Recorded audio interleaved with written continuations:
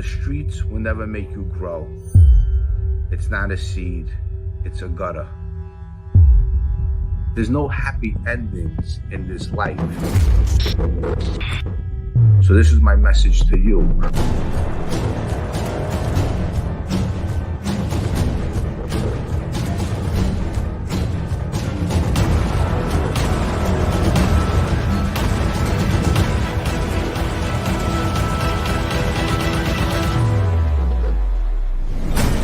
The streets will never love you back.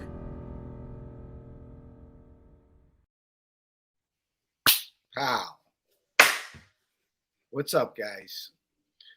Well, I got a special guest today. Let me give a shout out to Boston J, my moderator, Gary Monteleone. Gary, how you feeling? It's good to see you. Rob D, Brad R, East Coast Andy. What's up, Andy? So far, we got 20 people in the chat. This is a surprise for me today. So what happened was an old friend is going to join me today. I have William Galloway here today with me. I haven't spoken to Willie in a while. Willie is putting his life back together. And it's one day at a time for him, just like everybody else. And we're going to be talking to him shortly, see what's going on in his life. You know, life is a battle for all of us. You know, all of us been through certain things in our life, experienced certain ways of life.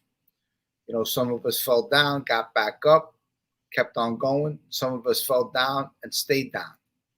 You know, thank God that's not me. Yo, Mom, I see you. Johnny Walker, Steve Cutler, Lee Welch.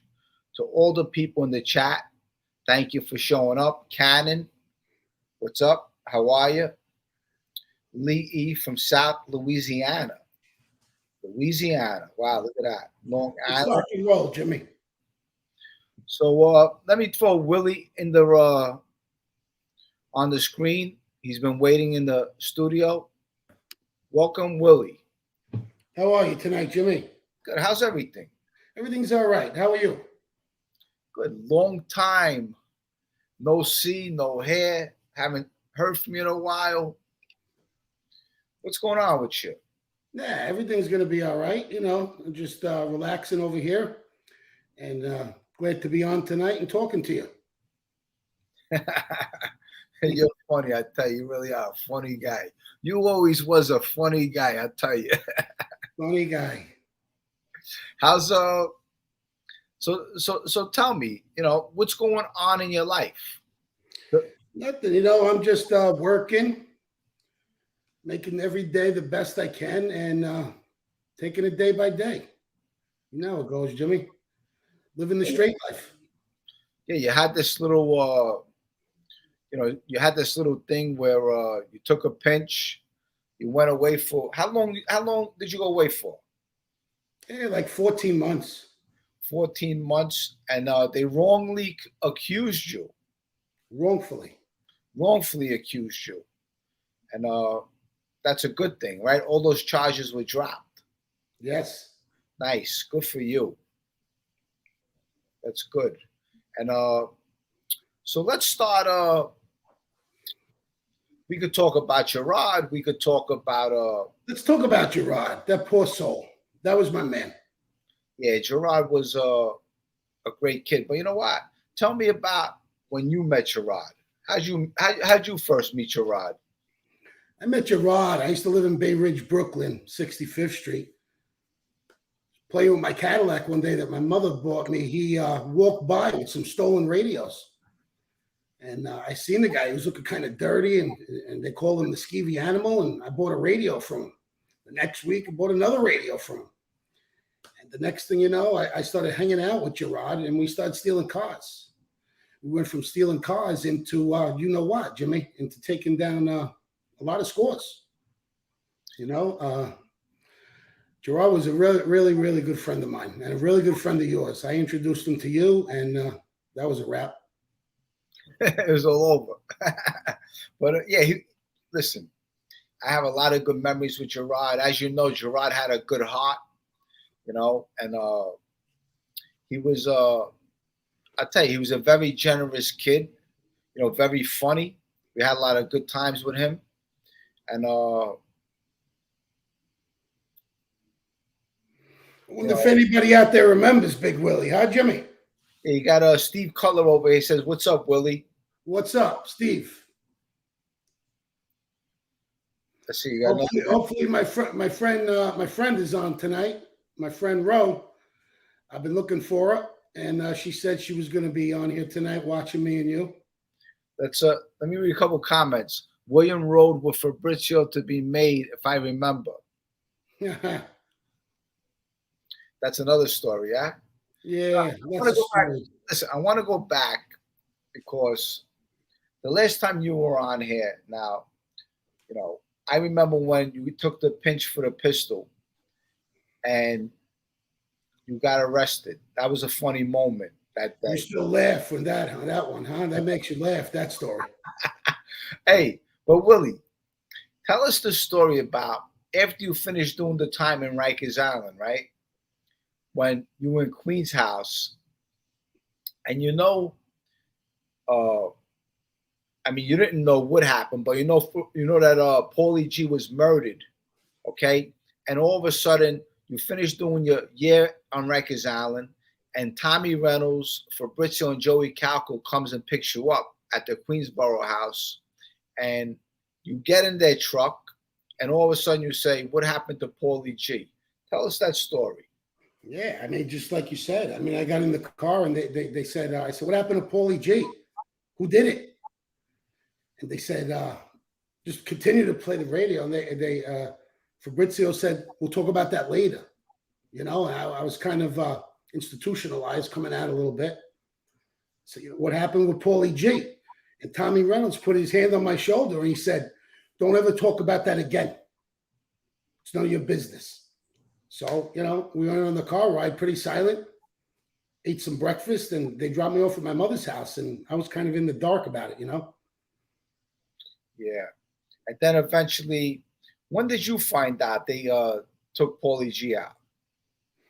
I found out on the streets from one of the Pardone brothers, from Johnny Rotten. John Pardone. Pardone, he was a good kid, wasn't he? Funny, yeah, funny guy. Now, a lot of people on this chat or in these channels, people who have these channels, these content creators on this marketing stuff, you know what? You know me pretty well. I would think, right? Yeah, I know you for 30 years. I think you know me pretty well. Do you think I'm worried about Tommy Reynolds? No, I don't think you're worried about Tommy Reynolds. Why would you be? Okay.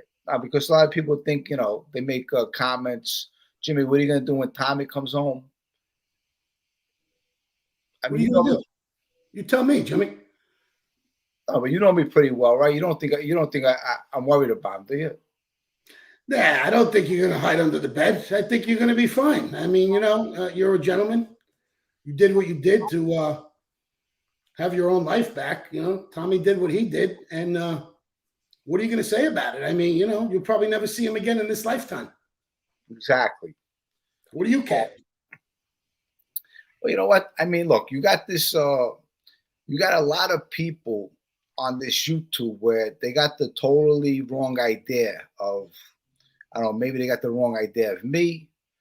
They got the wrong idea of all these other guys that were once in our crew, but what other stories because when I was away, you were on the street for a little while. Tell us about the missions that you went on with these guys. Jimmy, I wasn't really involved in any violence. I was just involved in the money making of the bank burglaries. No, tell us about the drug missions. Yeah, there was a lot of drug missions, and back in the days that cocaine was running rampant. Fabrizio, Tommy, they had the business on lock. Bath Avenue, Bay Ridge, Staten Island. We're making money. I was a big pot dealer. I dealt pot for Dean Benicillo. Big time pot dealer. It is what it is. And I was a bank burglar with my friend Gerard. I laugh because I mean the way you said it, Big Dean Benicillo, you know, and he flipped in 8 minutes, and he cooperated in 8 minutes, right? I guess so. You know, Jimmy, I don't really know the stories. I just Well, but tell us a little about Joe Benanti. How is Joe Benanti as a wise guy? Tell me about him, because you know what? You end up taking a pinch with him, Joe Benanti. That was a funny pinch. That was pretty funny. Yeah, tell us a story about when you got arrested with Joe Benanti. It's a funny story. No, I was coming from Yankee Stadium, and Dean called me, asked me to run the beeper that night, you know. So, yeah, I was with the female friend of mine, you know, driving around, and Joe Benanti would beep into the beeper. You know, that meant 16, base 16, to pass by there and see him, you know. So, pass by, get out of the car, and I hand him, you know, a package with the weed. Love the weed. And I made a right turn on base 16th, and TNT was a drug squad. They surrounded the car. So I got arrested and thrown in a van with my female friend. I won't say her name. And turned the right corner down on Cropsey, and they threw Joe Benanti into the van, handcuffed, rolling around the back of a van with a wise guy and a girl and me. And then off to Coney Island, like sweeping up crack dealers and throwing them in the van. Just, you know, real funny. So, you know, he's looking at me. I'm looking at him. I mean, he knows me through Fabrizio and you. He knows that I was a kid from the neighborhood, you know. So we get down to the Brooklyn house, and he tells me, listen, this never happened. You know, just tell him that you didn't give me nothing. Just a big mistake. He says, this is an embarrassment to me. So, like, the guy was embarrassed. He got pinched with a TNT sweep up of local drug dealers in the street, you know. Nothing ever came of it. You know, they let us out the next morning. But, you know, being in the back of a van with Joe Benanti and my friend and a bunch of crack dealers, it was funny, you know, at the time. It wasn't like we did anything serious. It was just dealing pot. But being back there with him, and I knew how powerful the guy is, you know, in the back of a van, embarrassed. The guy did 30 years in prison. Well, tell the audience out there a little bit about Bath Avenue, how bad it was at one time, Bath Avenue, how you couldn't trust nobody. If you weren't from the neighborhood, you couldn't walk in the neighborhood. Listen, Jimmy, you know me. I'm not a violent guy. I don't beat anybody up. I don't shoot anybody. But, you know, back in the days, I had a brand new Cadillac, you know, my mother got for me. God rest her soul. And I wasn't a feared guy, but when people finally realized I was hanging out with Fabrizio the Herder, Tommy, Joey, you, I became a feared person because they knew if they messed with me, they'd have to deal with you guys. So it was powerful for me. I would go to Club Pastels and wear a Rolex watch and a big chain, you know, from my bank burglary money. And, you know, people would fear me. And nobody ever put their hands on me because they were feared. The Bath Avenue crew was feared. I mean, very notorious. You know that, Jim. And basically, they knew that I was your friend and you introduced me to them. But I became very close with Fabrizio. And I was practically his driver for many years, you know. And me and him were very close. And I tell you, you know, I wish him the best of luck. I hope he gets out someday and has some kind of life. But what a life I've been through, Jimmy, you know. Life of crime and now a legal life of doing the right thing. I mean, doing the right thing is I don't have to worry about the cops anymore, you know. And that's the thing too. You know what? Tell them about the how the things you've been through in your life since you know coming forward, and the obstacles, the ups and downs, the trials and tribulations. You know that the people you lost. I mean, things you have to experience, right? It's been a long road, you know, Jimmy. I was in MDC and Tommy Reynolds, you know, he wanted money from me and wanted me to sell my car, and his father wanted all my money, and you know, and then somebody came up to me in MDC and said that there was a hit on me and my family because I was a liability to them. And I knew that, you know, I was just a small guy. I was nobody. And my mom's car got shot up bringing my nephew and niece to school, you know, and they missed her. And they shot the car. And my lawyer came the next day and said that I wouldn't make it another 24 hours if I didn't help him out. I really had no choice in Jimmy to do the right thing to save myself. You know, I saved myself, and if I could turn back time, I probably wouldn't change anything. I probably would have did 20 years behind, you know, the RICO Act. But as you know, I did minimal time and got out and have a family and stuff like that. You know, lost my mother, lost a lot of people along the line, and pretty much just by myself now. You know, not too many friends. How about tell them the incidents of when I first came home and everyone took a pinch. I think it was June or July, right? And we got arrested in October. And when Andrew Reynolds was contacting you, and then he wanted to contact me, and we had to go meet him and stuff like that. Remember all that craziness? Yes, I sure do. I got a good memory. Yeah, tell them a couple stories about that. You know, Andrew Reynolds was calling me every day. I got to see Jimmy. I got to see Jimmy. So what do you got to see Jimmy for? He said, you know, I talked to my son in jail, and I visit him. He said that the feds are looking for the numbers on the legs, those numbers, the numbers. So, you know, you guys had tattooed numbers on your legs, and they were looking for the other numbers, which were missing from the prison system. So, you know, Andrew Reynolds was looking for you, and I just kept telling you. I was like, you know, Jimmy, he wants you. He wants to talk to you. You know how that went down. He was looking for you. Yeah, and he was contacting me. And when he contacted me, I told him, listen, Andrew, I'm not meeting nobody. I don't want to talk to nobody. And but those are, I'll tell you, looking back, they were pretty funny, those memories, you know, because we weren't going to meet nobody. He wanted to meet us. Hey, Jimmy, let me ask you something. You tell the audience out there how lucky I am to be alive today. Tell them. Very lucky. I'm going to tell you why. Okay, because first of all, you're involved in a double homicide with Tommy Reynolds and Joey Calco. Now, I was at that double homicide too, but the thing was, I mean, they knew I was a little smarter. I'm saying you were in their company. They could have got rid of you anytime. Anytime, because you were in their company. And I'm surprised, in all honesty, that they didn't. But you know what? They were so drugged up, cracked up from doing all those drugs at that time. Because at the end of those years, I mean, they were started doing a lot of drugs, right? Yeah. I mean, you know, I was away for 5.5. So I went away May of '93. I came home November '98. And when I came home, you were home. Me and you, we hooked up a couple times. We had a couple lunches. Calco was in Italy, and Tommy Reynolds was locked up, and Fabrizio was on the street. So I remember that. You know what? Just to interrupt you, you know, I remember my mom, and I remember your mom. And I remember the first time we took you on one of those bank burglaries, and you made money.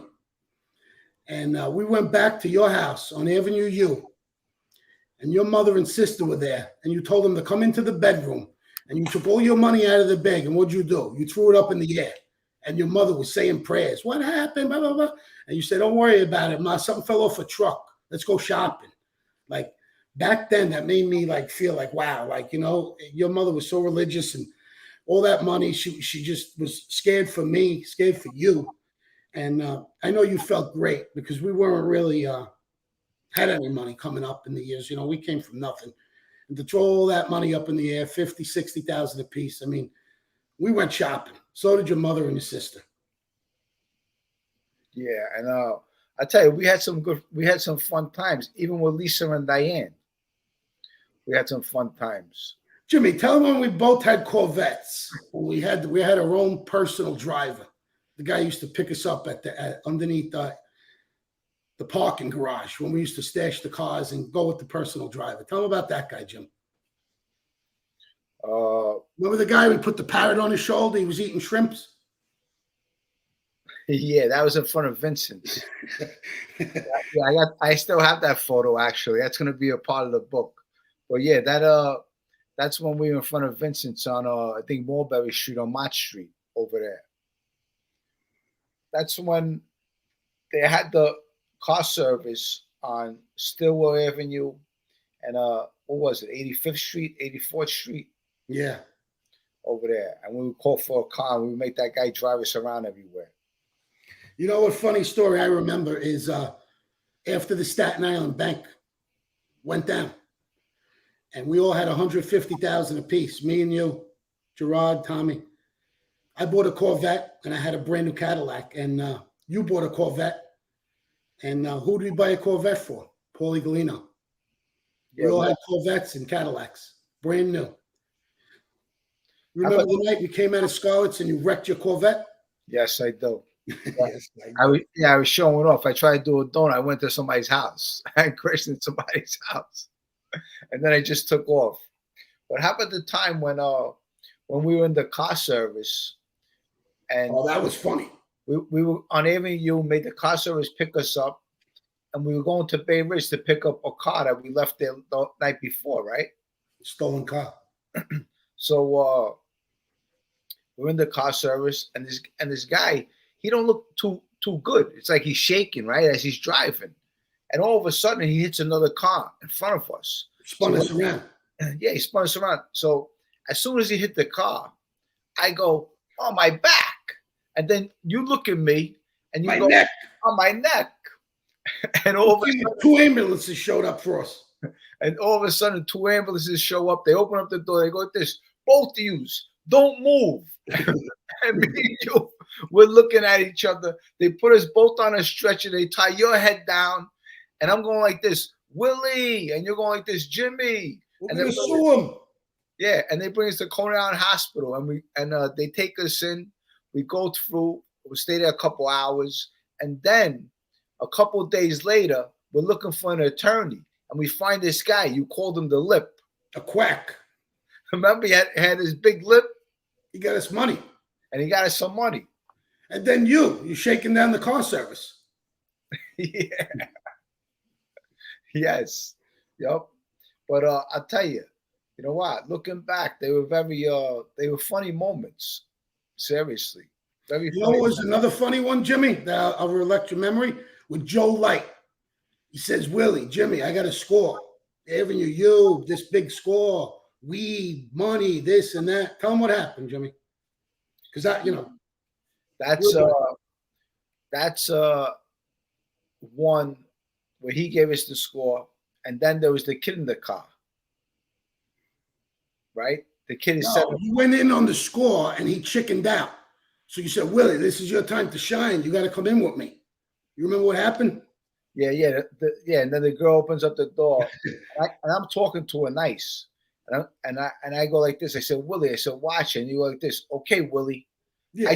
I said your name by accident. Yeah. And keep an eye on her, he says. Yeah, and then you looked at me.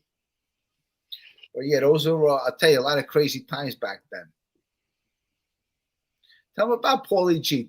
Tell them what type of kid Paulie G was. Paulie G was like you, he was a good-looking Italian kid. He had all the girls.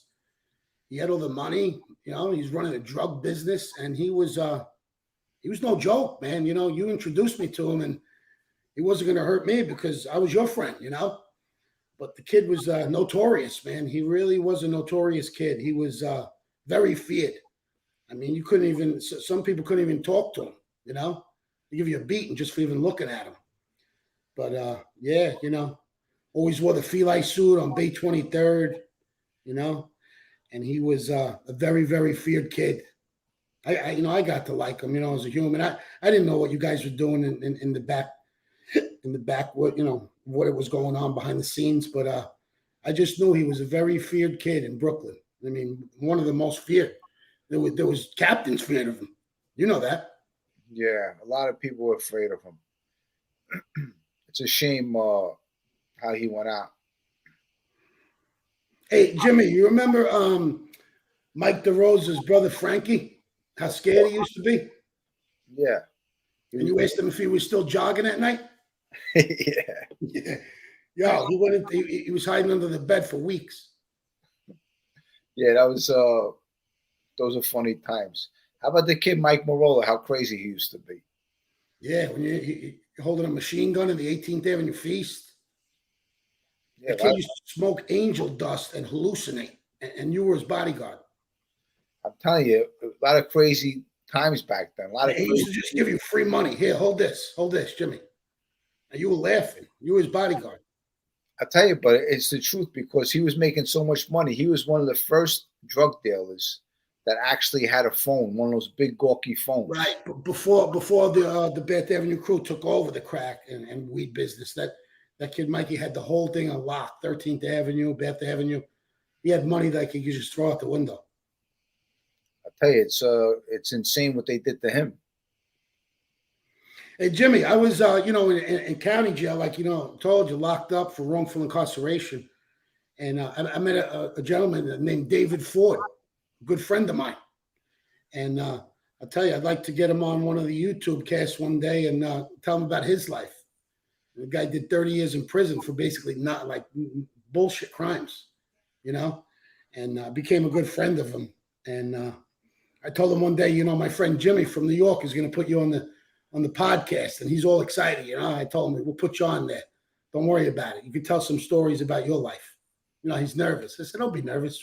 We'll put you on there, and you tell him real life stories about what happened to you. Yeah, he's welcome anytime. How about, what? Like you talk about my mother. How about your mother? How about the fun times we used to have with your mother when she used to love to make a bet? Yeah, my mother, my mother taught me and you. Well, she thought you were the bookmaker. Meanwhile, you weren't. And she said, give me a parlay for $200. Give me the Yankees and give me the New York Giants. Like she the New York fan big. And she used to win. And Jimmy called me. You called me and said, Willie, your mother hit again. I got to pay her. You better pay her. And my mother says, where's that Jimmy? He owes me money. And my mother used to make bets and win with you. Remember that?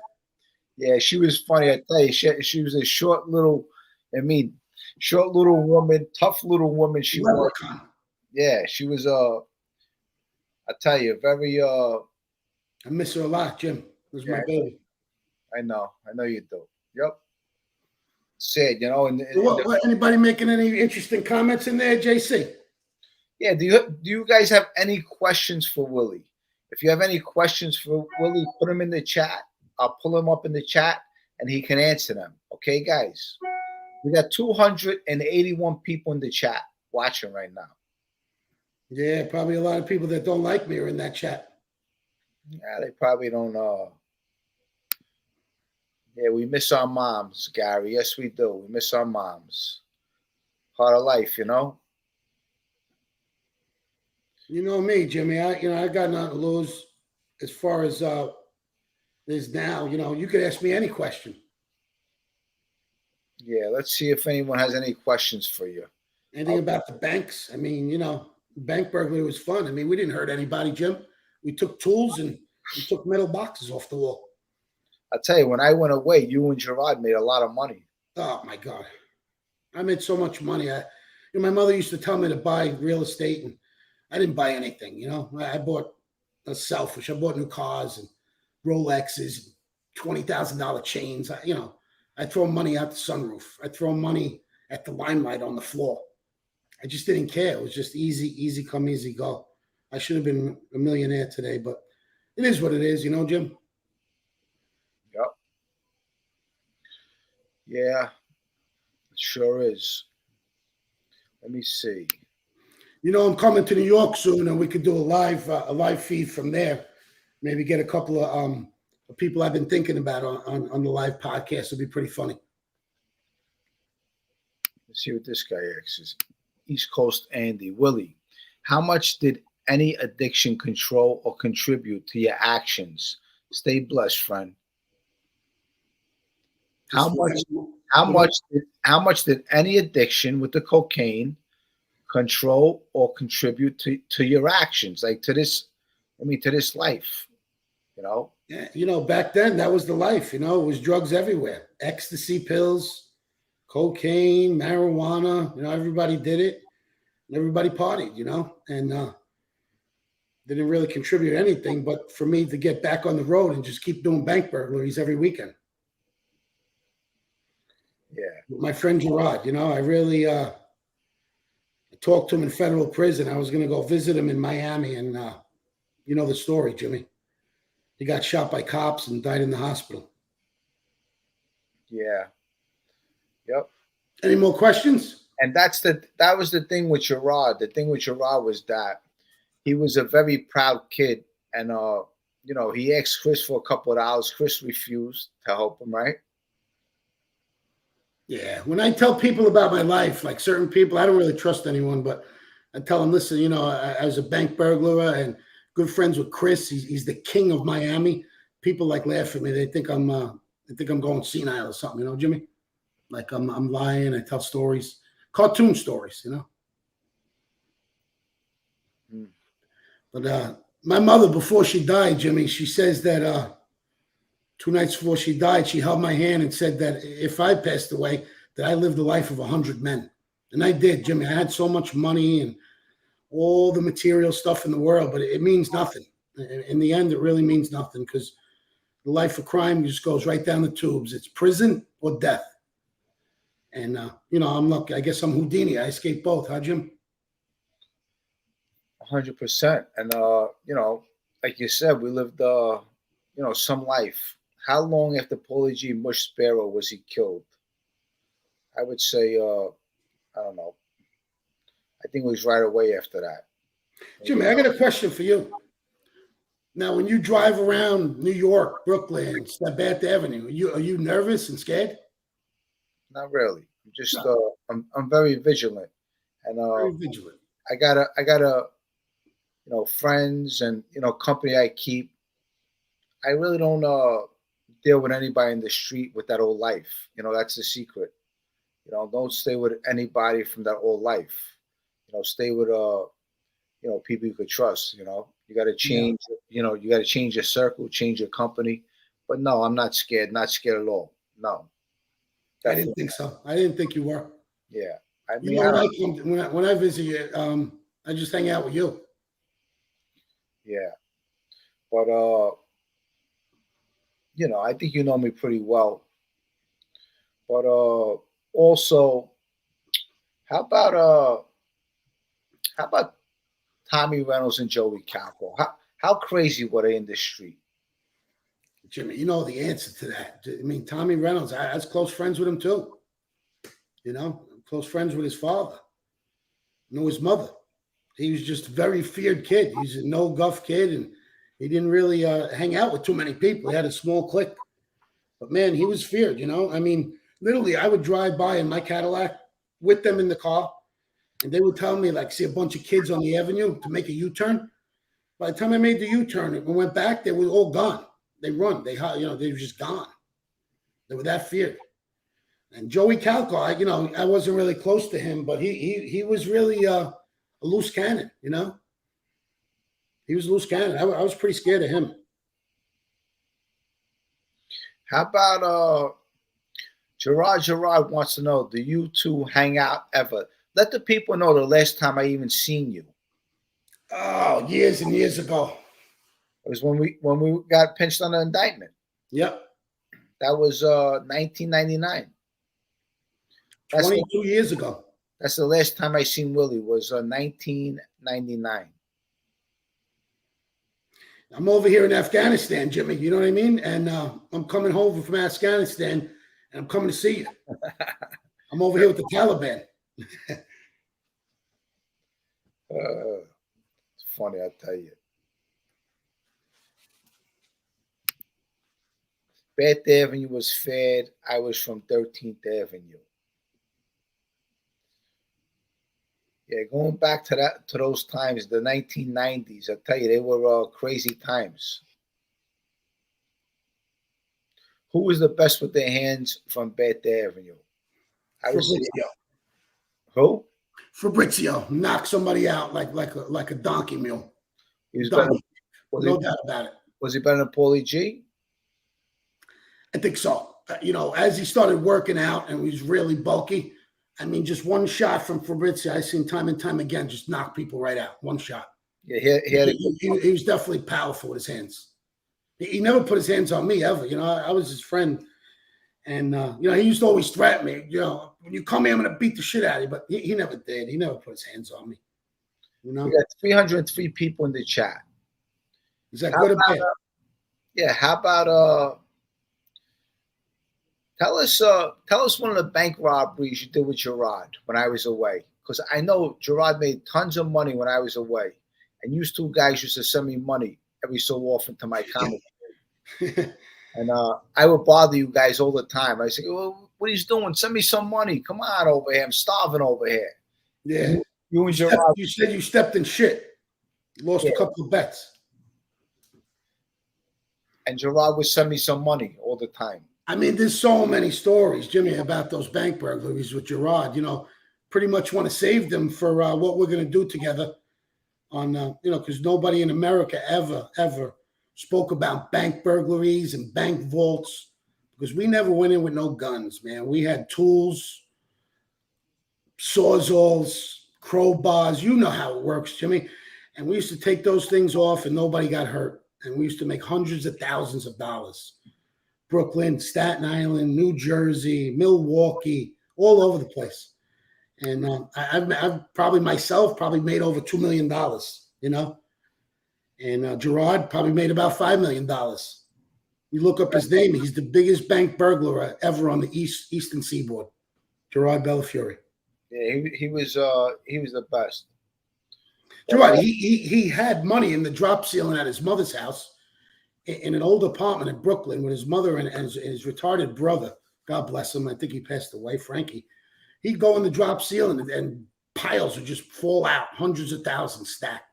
We'd grab a pile and get out of there. I mean, just, you know, there's probably millions of dollars up in the ceiling. John Stolberg, thank you for the $10 super chat. I appreciate that. Tell them about the girl who stole all Gerard's money in Miami in the drop ceiling.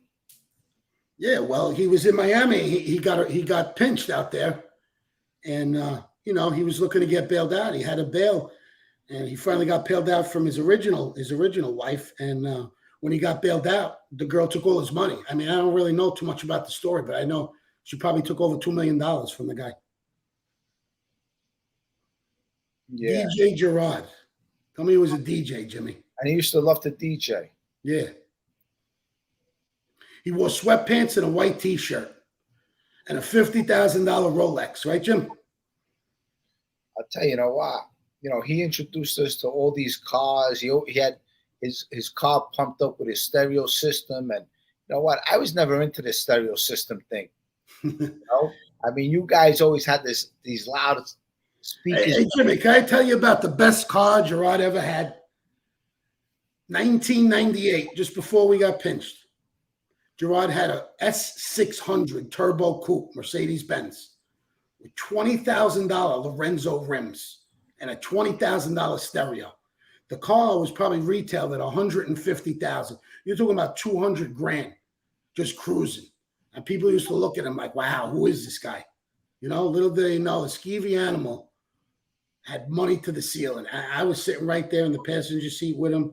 My mother knew him, my sister. Everybody knew Gerard, you know. And if you seen him like at a restaurant with his T-shirt on and dirty fingernails, you wouldn't think he was nobody. You know, you say, who's this dirty animal?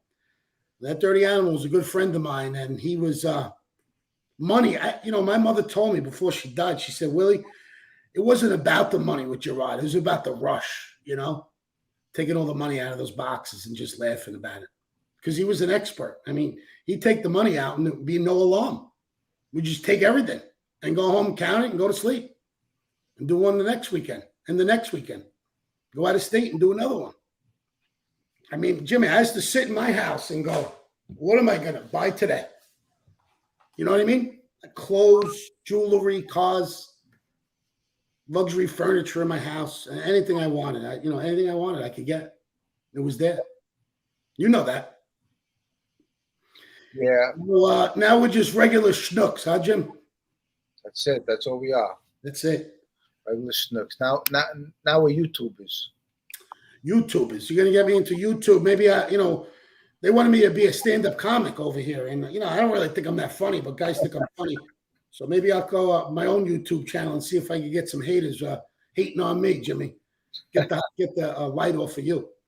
Don't worry, you'll get them. They'll come. Don't worry, they'll find you. Is there any hatred comments? Because I don't care. No, that's one thing about my channel. We don't. Every so often you'll get a knucklehead, but all the people, all my audience over here, they're all good people. So I know. Every time I Google your name, Jimmy, I'm thinking you're famous over here. I'm a nobody. Where is all the money now? Nothing saved for a rainy day. No. Yeah, it's in cans, Doug. It's in Brooklyn, in aluminum cans, buried.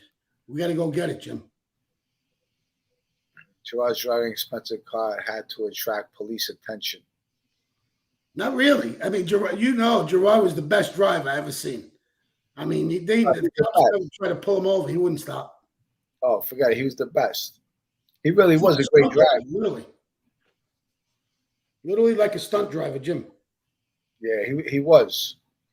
So, hey, Jimmy, tell me what's going on in your life. Like, what's going on today? Let's forget about the past. Let's move on. How you doing? Like, what are you doing tomorrow? What's going on this month? It's June 1st. What do we got going on? No, I tell you, what, Willie, my life has some tickets. I'm coming to see you. Yeah, listen, my life has changed, and thank God for the better. It's all about my kids. You know that. You know how I am with my kids. You were in my company before. You stayed at my house, and that was a while ago. You brought your son down. We spent a little time together. We went out to dinner. When's the last time you were at a Yankee game? Last time I was at a Yankee game, probably back in '99 when they won the World Series against the Mets. Wow! And now they're the hottest team in baseball. How about that? Yeah. This guy makes a comment. So what do you say?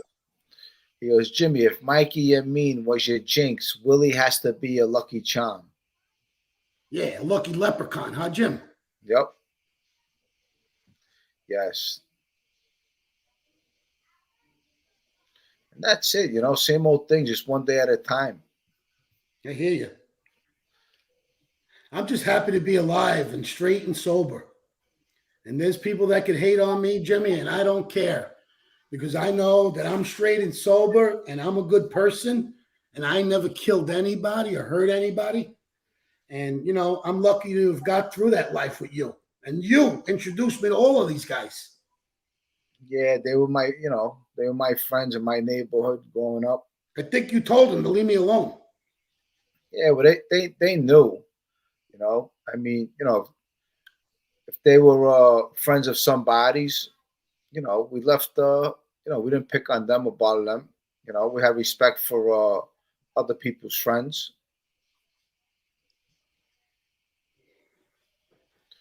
But we got 314 people in the chat.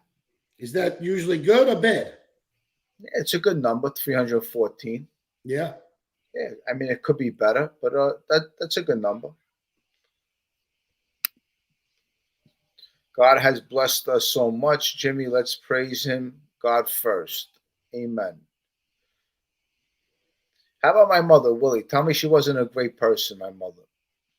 Yeah, your mother, man, she's, I liked her. She used to let me sleep over and we would sleep over and wake up and go do scores. But she knew me and you were up to stuff, but she'd go to Bible study and she'd pray for us, She knew we were up to no good, but used to just tell us something fell off a truck and then we'd leave it at that. We didn't get to no details with Mom. But yeah, your mom was a great person, bro. She really was. I got to know your sister and your brother, and they're great people too. To this day, I love them all. Yeah, my whole family is good people. I mean, I think you know a lot of my family members. Big shout out to Bertha. Where's Bertha? Yeah, we had fun with them. Is Bertha live on the chat or is she sleeping? She's probably sleeping. Less stressful channel here. We are fast to get them out. Good community here. Yes, we do. We do have a good community here. It's a lot better than the cell phone coverage, huh, Jim? Yes. Oh, absolutely. God bless mom. Yes, God bless all our moms. That's right. God bless our mothers. You only have one mother. Treat her kind. So one day you won't have her. Yep, we're only here for a short time, you know. And Yeah, with dust in the wind, Jimmy. I'll tell you, and time has been going by very fast. Quick. The days go by so quick. You think about 1999, it's 2022. Jimmy, that's 23 years. And before that, I knew you from 1989. So that's 35 years I know you. You realize that? Met you on Bay 16th in Bath. I was dating a girl over there. And my mother bought me a 77 Cadillac. I dropped the girl off. And you leaned in the window and said, "Hey, my name is Jimmy. It's a nice car. Could you give me a ride to Avenue U?" And that was it. You know, you introduced me to little Georgie Adamo. He was a good friend of mine. He was funny. A lot of funny stories with him. And, you know, I started meeting all your friends, you know. Otherwise, I probably just would have played baseball or just did something else. But I got involved with the money with my friend Gerard, and I got involved with you. And, you know, I mean, Jimmy, I never hurt anybody. And I got used to the money, you know. I love money. But today I just live a regular life, you know. I got kids too, and they're growing up, and I'm proud of them, you know. And just lucky to be alive, Jimmy, and lucky to be sitting here talking to you because you're like one of my only friends. Yeah, absolutely. We're definitely lucky to be alive for sure. I don't trust anybody. I just got my family, and that's that. And I got you, Jimmy. Yep. And yeah, you know, you lost. You know, your mom was your everything. You know, and she's gone. I think when I come visit you, this summer, I think we're gonna go to Dean's restaurant and have a little Big Ziti. What do you think? Sure. Sure. Let's do it. Yeah. You know, he was a good friend of mine too, but I think he might shit himself if we walked in there, me and you. I don't think he would. I think he would laugh. I don't think he would. I think he would sit down and have a dinner with us. Yeah, he would laugh. He'd probably just you know, wow. Look at these two guys. You know? Look at these two guys looking for spaghetti. I'm gonna have Gerard come on. This is an old timer. That's a friend of mine. Check him out. He's a really good guy, Willie. He's gonna come on with us. Is he coming on? Come on now. Hey, what's happening? Hey, let me fix. Who's this guy, Jim? I'm in sync. I'm Gerard. Hey, Gerard, how are you? Okay, how are you doing? I'm doing all right. You mentioned, do you go, I don't mean to say this publicly, but there's a friend of mine that Jimmy knows. And if you go to meetings, you're invited to come to our little meeting that we have for men. What meeting? Come to your meeting. I'd be pleasure. I'd come to your meeting. You're talking you know about what kind of meeting I'm talking? Yeah. I come to your meeting. I tell my story. Well, we keep it real disciplined, and there's not a lot of drama. But once you get into the sync of it, you'll see what we do is pithy meetings, and it's on topic. It's a step meeting on one night, and then we have on another night we have this thing. It's an old time meeting. It's called Kitchen Table Group. And that comes from. Gerard, you got any speaker meetings? Would you have a speaker that tells about what he used to do and what he does today? Well, yeah, there are, but you know, this is in a Zoom meeting. Okay. So it's a men's group, and they usually only last about a half hour. Yeah. And yeah, so no I could send you a link if. I don't know how to get in touch with you. I guess I could. I guess Jimmy. I know what Jimmy could give me. Jimmy has my info. Yeah. And he'll send it to you, okay?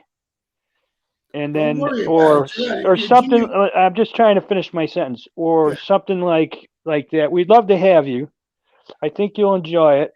And we have them on Wednesday and Saturday at 7 o'clock our time, and they don't last long.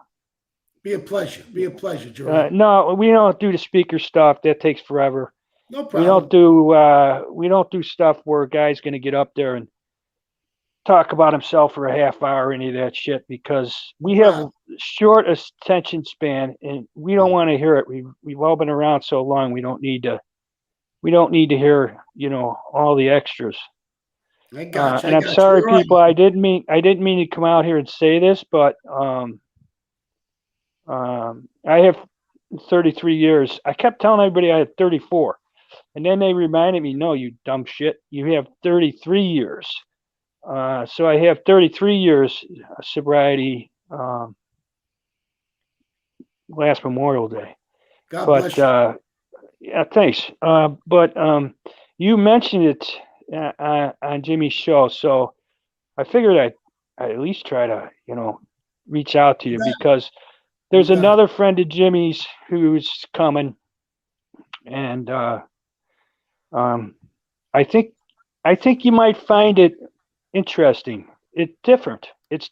We don't go through a lot of procedure that you might find at a typical meeting. We got to read all this shit, and 15 minutes into it, after all these announcements, we don't have any of that shit. We cut it out, so it's like a short Catholic mass. Just get through it, and then we go our own way. Like today's was, I think, 15, 20 minutes long tops. So it's kind of like, it's kind of like going into church, and saying a prayer or two, right? Or a novena, and then you're out of there. It'd be my pleasure to Oh, okay, thanks. I don't know how we could link up, but I'm sure Jimmy could work that out. Absolutely could. Is that okay with you, Jimmy? Yes, absolutely. I'll give him your information, or I'll give you his information, whatever. Okay. Yeah, it should be simple. Do you Willie, do you know what a Zoom meeting is? Absolutely. I know what a Zoom meeting is. I sure do. Okay, so as long as I'll send you the link so you go directly into it, and then you just keep it on your phone or whatever. You got it. Good. Jimmy will link you up with me. No problem. I look forward to doing that with you, Gerard. Absolutely. It'll be my pleasure. Willie. How many kids were in your family, Willie?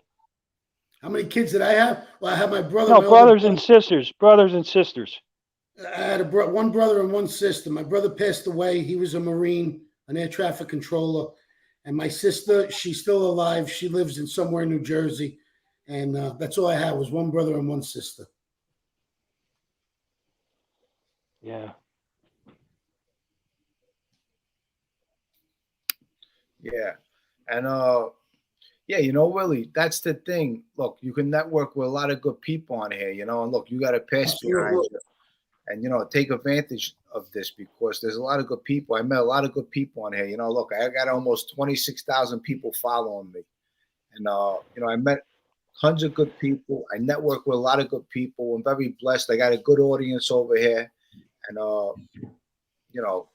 like I said, you can meet a lot of good people here. Yeah. I like to meet some different people, Sure. Yep. All right, Gerard. Well, definitely hook up, and I'll see you soon. I'll be on that Zoom meeting. You better believe it. Believe it. It was an honor to meet you, Gerard. Yeah, and Semper to your brother. I was a Marine too. Yeah, simplify. My brother went to. It's not like do I have to go somewhere, Jimmy? You want me to leave? No, Gerard. No, you don't have to go anywhere. No, my brother was basic training in Paris Island, South Carolina, Gerard. Yeah. Yep. And he went to the Marine Corps at 18 years old, and 4 years later, he became an air traffic controller. He made over $150,000 a year until he died of a heart attack, about 16 years ago. But he was a great person, and he was an inspiration to me, Did he do the air traffic control back in, let me think, early 80s? Did he get in? Yes, sir. In the early 80s. You're right. That's when Reagan fired all those air traffic controllers, right? Strike against the Remember when Ronald Reagan had a strike and fired all the air traffic controllers? Yeah, back then, Gerard. Yeah, my cousin got in at that time too. Yeah. Gary Monteleone says, "Rest in peace to your brother, Willie." Gary's another nice guy. I mean, everyone in my chat are good people. You know, I really do. I really have a lot of good people following me, and I'm blessed with this audience that I have. Yeah, so you don't have to make yourself a stranger here, Willie. We'd love to have you hang around Jimmy, and you guys can talk a lot. When Jimmy goes live, he does it on Sundays usually. On Sundays, sometimes he sneaks around and does it late at night, but it's not like this is a one-shot deal. I'm sure Jimmy would love to have you hang around since you guys are neighborhood kids, Yeah, we're friends for 30 some odd years. Absolutely. Be my honor if you like to come on your Zoom. I come on once a week. Can I ask you a question, Willie? Absolutely. Anything. Outside of the Bath Avenue crew, who was the most frightening person that you encountered in that area? Some guy named Tommy Karate. What happened? He's just a feared guy, Jimmy, I never really met him, but Jimmy told me about him, and I used to see him driving around on Bath Avenue, and I knew what he was all about, and he's a maniac. That was a very feared guy. Jimmy knows, in Brooklyn, New York. Tommy Karate. That's Tommy. His real name is Tommy Pietra, right? Pietra? I'm not sure on that. Tommy Patera. I mean, look, he was one of them. There's a lot of fed on Bath Avenue. I mean, one of the nicest guys could be the most deadliest guys. They just manipulate you. They make believe they're nice, and they put their arm around you, and if they want to get rid of you, it's real simple for them. They put a couple of them back of your head, and you know what, you're gone. That's what a lot of people are known for in the neighborhood. Gerard, just so you know, I never heard a fly. I never heard anybody. I'm just a money kid. I love money. Yeah, I heard that part. So, when you say a money kid, what does that mean? I made a lot of money. I was a bank burglar, money guy. That's what I mean. Real cash money. Okay. Did you have to kick up to somebody? Very little. Yeah. Right, Jim? Very, very little. A couple of thousand here and there. They didn't really know what we were doing behind the scenes, But once in a while, we kick up some money to Joe Benanti, and he was happy. He's making money with the drugs. I kick up, a couple of thousand. How the streets worked was, if you went out, you did a burglary, and you made money, like on a bank robbery, what you do is, you kept that all to yourself. Nobody really knew what you were doing. They know you were doing something because you had nice clothes, some jewelry, a nice fancy car, but you basically kicked back. If you took down some drug dealers, that's the money that went to the wise guys, because that was all weekly money. This is all protection money. When you started shaking down drug dealers on a weekly basis, that money went to Joe Benanti. Joe Benanti, pushed it up to Sparrow. But when you robbed, when you went out stealing, in all honesty, I really never gave no money to nobody. I'm saying that was like my stash money. I made money, I just stashed it, But then when you hit the street, and now when you're shaking down drug dealers and stuff like that, that money you have to pass along, because now that's protection money. Now what you're doing is you're protecting somebody, and they're giving you a weekly pay for protecting them, So, that money went down to the wise guys. So when you shake somebody down, what does that mean, Jimmy? Well, when you shake somebody down, I mean, are you taking all his money, or are you taking everything, or are you just shaking down a little bit? Well, you're probably taking half of his money, whatever he's making weekly. you're most likely taking half of it. If he's making 3,000, you're taking 1,500. You know, and you know that's what's wrong with the guys back then. You know, people are making money, they're earning money, and a lot of guys got greedy back then. You know, I mean, look, there was so much drugs going on, so much money back then. I mean, it was just coming in. You know, it was like simple. You know how to make money. I mean, hey, JC, I hate to interrupt you. How much time we got left? I'm just gonna take a little break for 1 second. I gotta get my phone from the other room. Yeah, go for it. 2 seconds. Yeah, go for right there, Gerard. You're welcome. Yeah. Well, yeah. When you're shaking somebody down, obviously they're doing something illegal, or they can have a legitimate business, and that's called a shakedown. You know, if you're sticking somebody up and they're selling drugs, now what you do is you grab their beeper. If they're not paying anybody, now they're on record with you. You're protecting them. If they have a problem, they're going to mention your name, and then you're going to have a guy come up. You know, if they have a wise guy behind them, you'll have a guy that is your rabbi. He's a wise guy, and he'll go sit down for you. You know? Okay. But that's how it was back in the day when you're shaking somebody down. You know, if you're going out, you're stealing money. That's your money. You earned it. You know, because you went out and you stole it. I see. But there was all kinds of schemes. There was all kinds of schemes back then. You know, if you heard somebody made a couple of dollars, you would approach them, or you would scheme on them. You might have a partner that helps you scheme on them. Someone approaches the guy, you put a little fear into him. You know what? Now what he has to do is he has to go get a wise guy to go sit down for him. That wise guy that's sitting down for him is also scheming on him and trying to get money from him too. It's the truth. You know that. Yeah, no, that's the scheme. You know, that's how it is in the street. You know. Wow.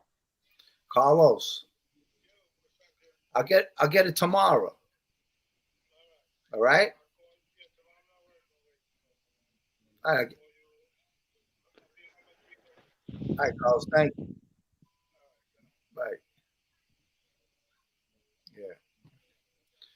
But yeah, back in the day, there was a lot of schemes. So anyone who made a couple of dollars, you probably would scheme on them. I mean, there was times when, you know, other bank robbers went out and they made money. For example, they would go out on a Sunday night. Some guys would go to Long Island. Then we hear the stories the next day. Wow, you know, Vinny and so and so, they made 50,000 last night. And then what you do is, you know what? You send someone to their house. As soon as they walk out the house, the guys beat them up. Now they got to run to somebody. You know, the guy that they run into is going to make money on them, and we're going to make money on them. You know, but that's how it was back then. It was all a big scheme. Everything was a scheme back then. You know, and that's what these guys do. If you got the money, obviously you're the goose with the golden egg. Okay. Yeah, I get it now. But yeah, how's everything with you? How you feeling? Feeling good. I was on Tony Slowfall's program today. We had some fun listening to him, and I hope he'll talk a little bit more about his life inside, because he seemed to have met some pretty interesting characters inside.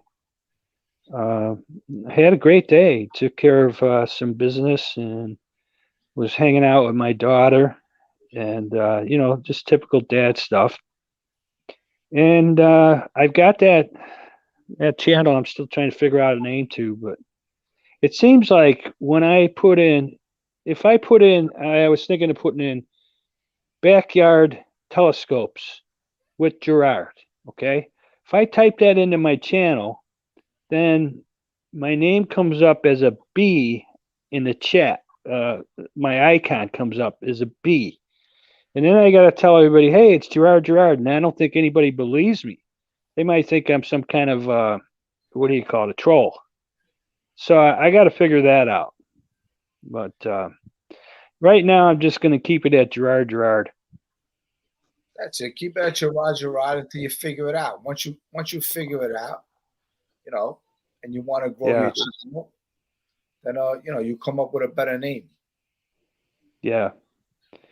There's some nice people over in Slow Falls section of the woods. I don't know if I think you might have been in there a couple times, but yeah, so I enjoyed his program. I really enjoy yours.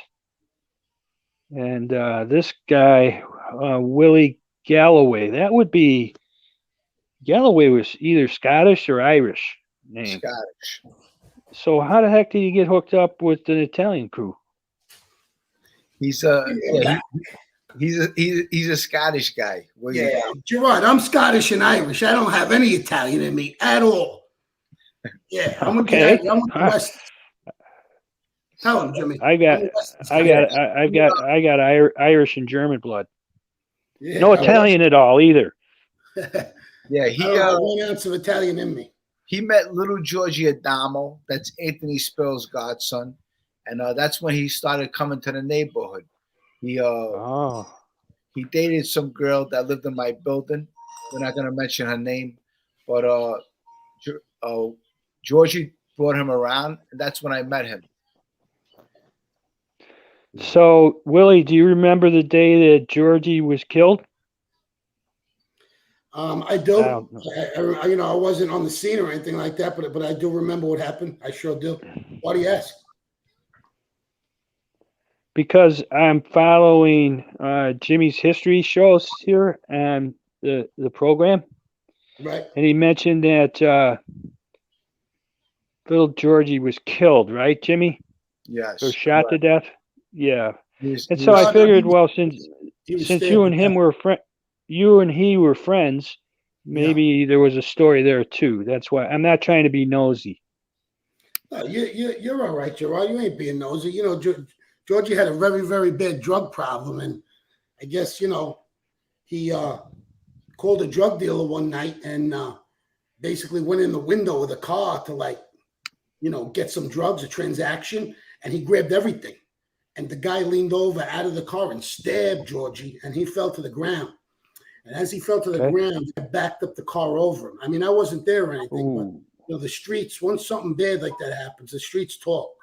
And I found out what happened. He got stabbed to death and ran over, and I guess we don't really know who did it. Wow. Jimmy, man. Give me 1 second. I think I'm famous over here, Jim. yeah. He's funny, this guy. Hey. I tell you, he's a character. Listen, you ain't gonna believe this. Yeah. How's everybody's day going in the chat? Does anybody want to join in? How's everyone in the chat? Austin J. Brad R. You guys have any questions?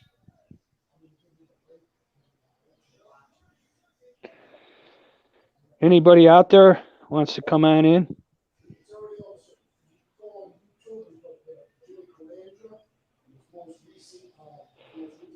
So, hey, Jimmy, didn't little Giorgio Dama that was Chestnut. Chestnut, what was his real name? Chestnut. Frank Masala. Okay.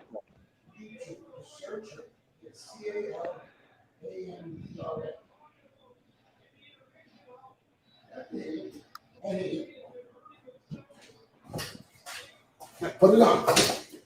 Yeah. Hey, a friend of mine wants to join the link, Jimmy. So what does he do? Just go on YouTube and pretty much he could see you live right now, us? Sure he can. Yeah, go ahead, Dave. There's a link down there in the chat room. He's got to hit the chat icon. Dave, you there?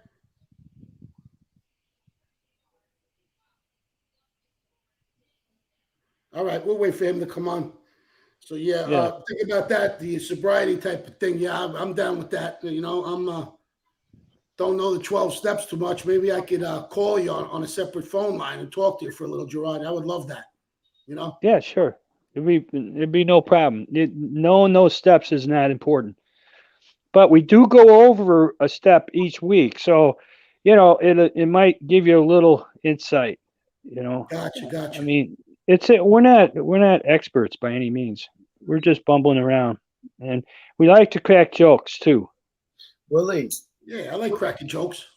They're all Southside Irish guys from Chicago, except one guy. He's from he says Chicago, and he's not. We know he's not from Chicago by the way he says it. He's Dutch Reform something or other. So you can tell he's a little different than the rest of us. But most of us, you know, I said I was in the Marines, and I was, but a lot of us were car salesmen. So you're dealing with. I'm a car salesman myself. Tell me, Jimmy. Good. Yeah. You know, my legal job is, Gerard, I sell cars. Perfect. Yeah, I used to do it. I did it for 20 years. I love selling cars. Me too. I would love to speak to you. Wait till you meet Brian, who runs the meeting. He's a trip. Well, hey Willie, what year did Gerard pass away? 4 years ago, Jim. Not very, very recent. Maybe 3 years ago, Gerard passed away.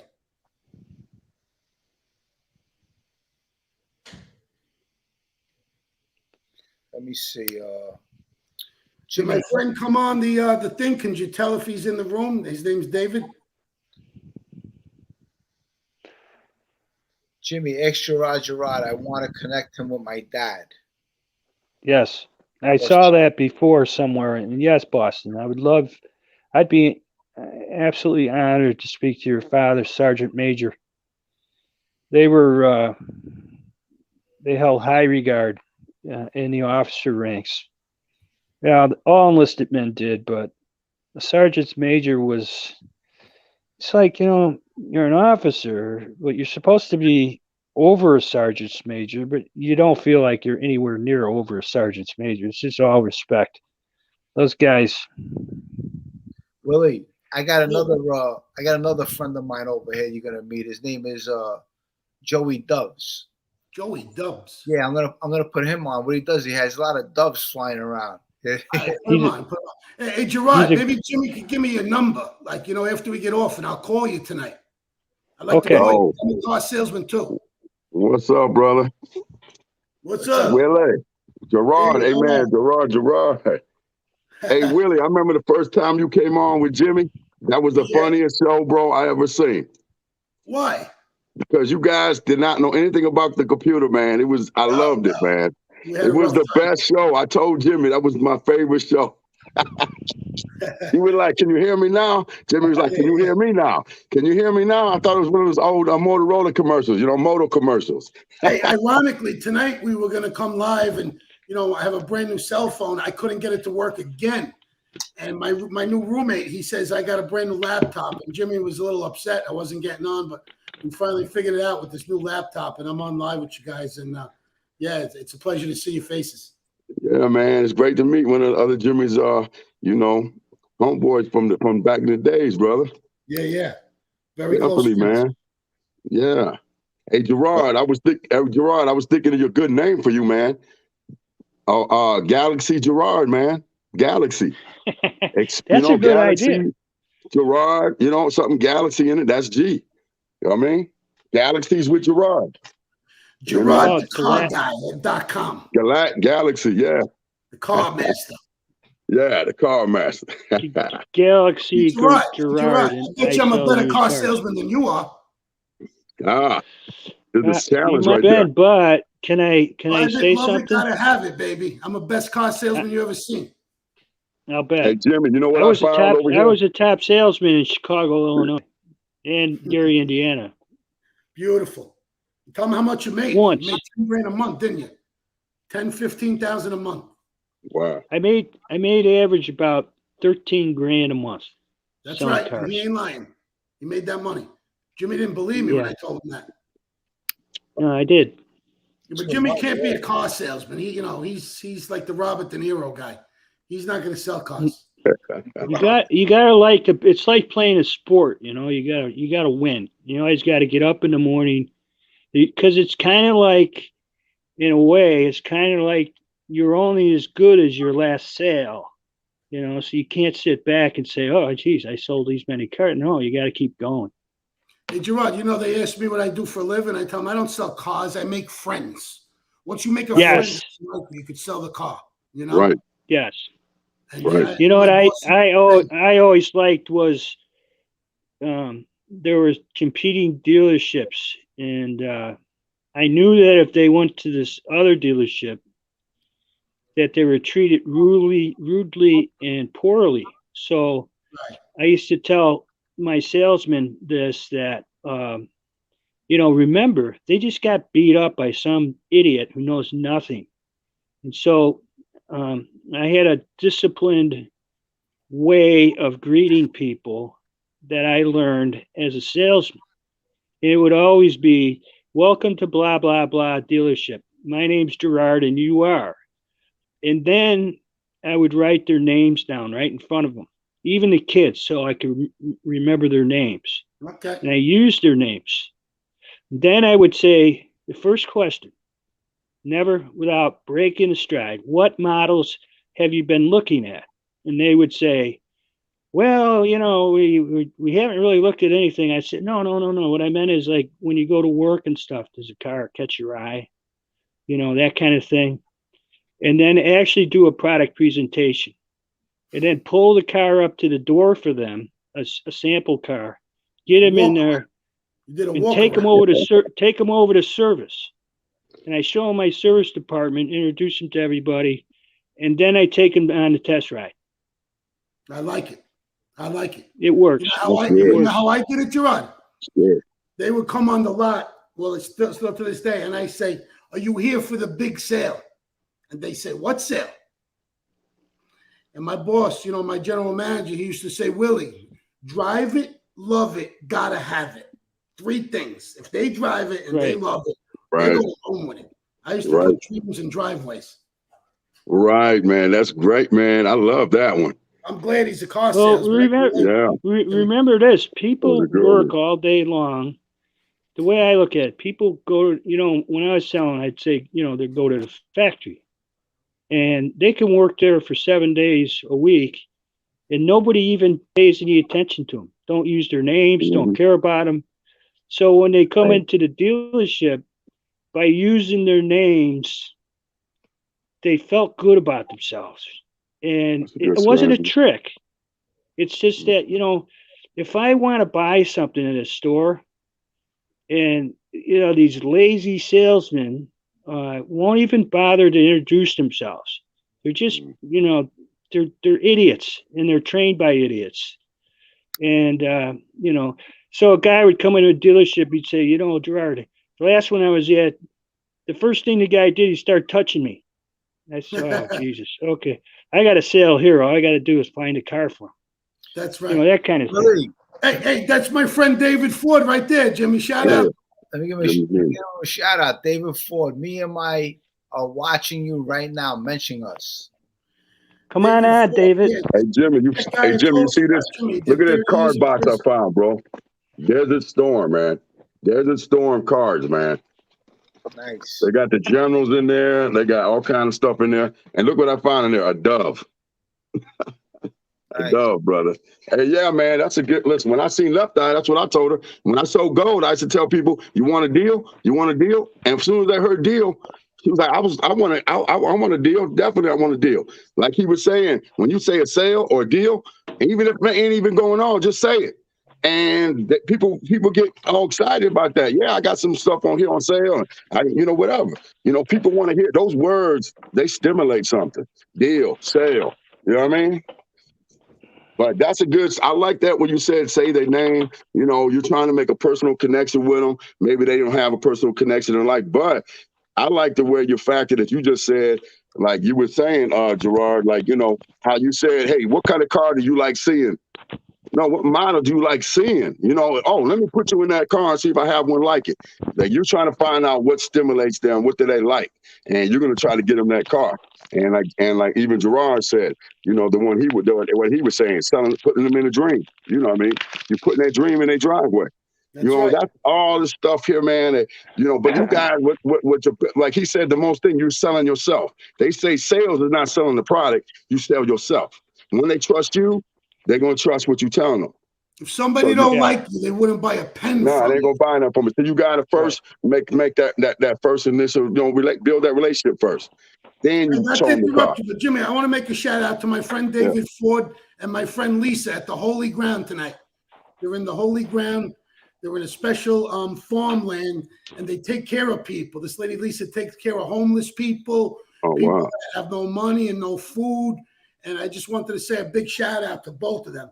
They're really good people.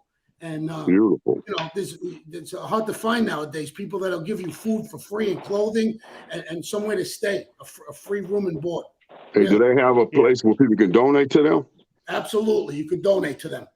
Okay, what it is, you know? What do you donate? I'll get you the information. Jimmy, I'll give you the information. You could definitely let us know. Yep. That's beautiful. We'll go through the channels and we'll donate to them. They give to military people. They give to homeless people. There's a lady there with no legs. I mean, the lady, Lisa, that runs the program is an unbelievable person. And she's got stories too. But yeah, she helps people out that got nothing. You know, that are in the street with no shoes and socks and no food and nowhere to go. It really is amazing. Can I say something? Mark Witkowski is absolutely right. 101,000,000%. He's absolutely right. The woman makes the decision. The wife makes the decisions. Ignore the wife, and you lose the sale. Yeah. That's why a lot of times when you go, go ahead, Gerard. No, go ahead, Willie. No, I'm just saying. I can't believe you guys are both car salesmen. I'm a car salesman myself. That's crazy. Really and the thing is, what you just said there, what you were just saying there, Gerard. But when you go buy a house, if you're selling a house, what do you want to show the wife first? The kitchen and the bathrooms, because that's where she's gonna spend a lot of her times. In the kitchen. So that's why when you go to buy a house, usually that kitchen, if they remodel it, they might not remodel the whole house. That whole house could be old, but you're usually going to see a new kitchen and a new bathroom because that's what the women want. And a closet. You got to have a big closet for a woman. If you got that, you probably sold the house. What's up, y'all? I'm on a solo. Jimmy playing with that feature. Hey, listen, that's how you sell the house. You show them the closet. If that closet has enough room she can walk into, put all her stuff in, that guy better put out that money because now she wants that house. Because now she got her closet. She got her bathrooms. She got her kitchen. You better put out that money. He just wants the backyard and the garage. He don't give a damn. All he wants is either the garage, the basement, or the backyard. So, you know what I mean? If you want to sell a house to a guy, show him a big backyard, show him a nice garage with the tools where he can put his tools and a nice basement, and you got that house sold to him. But the wife, she better have that bathroom, the closet, and that kitchen better be on point. Joey, am I right or what? Pull out something from your shop back there. Oh, I got like I said, I showed him I had like the Desert Storm cards I found. I'm probably gonna give this whole set to Jimmy because he collects cards.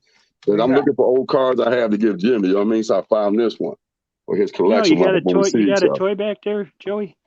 Look. You got a toy? A toy, not cards. I got collectibles. What do you want to see? Like, what do you want to see? A car? I got my hookah. I'm gonna be firing up. Hey, listen, I'll show you something. I gotta get it real fast. Let me get something real cool. I'll find something cool. You know what I mean? Gerard. Hi, welcome to Gerard's Automobile. My name's Gerard, and you are? And you are? And you are? What models have you been looking at? I'm here to buy 3 cars.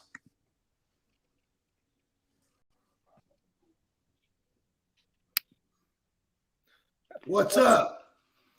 Like I said, big shout out to my boy David and his girl over there, Lisa. What a human being, you know. I said it before, I say it again. Just helps people out. Helped me out. God bless you guys tonight. Is your friend coming on?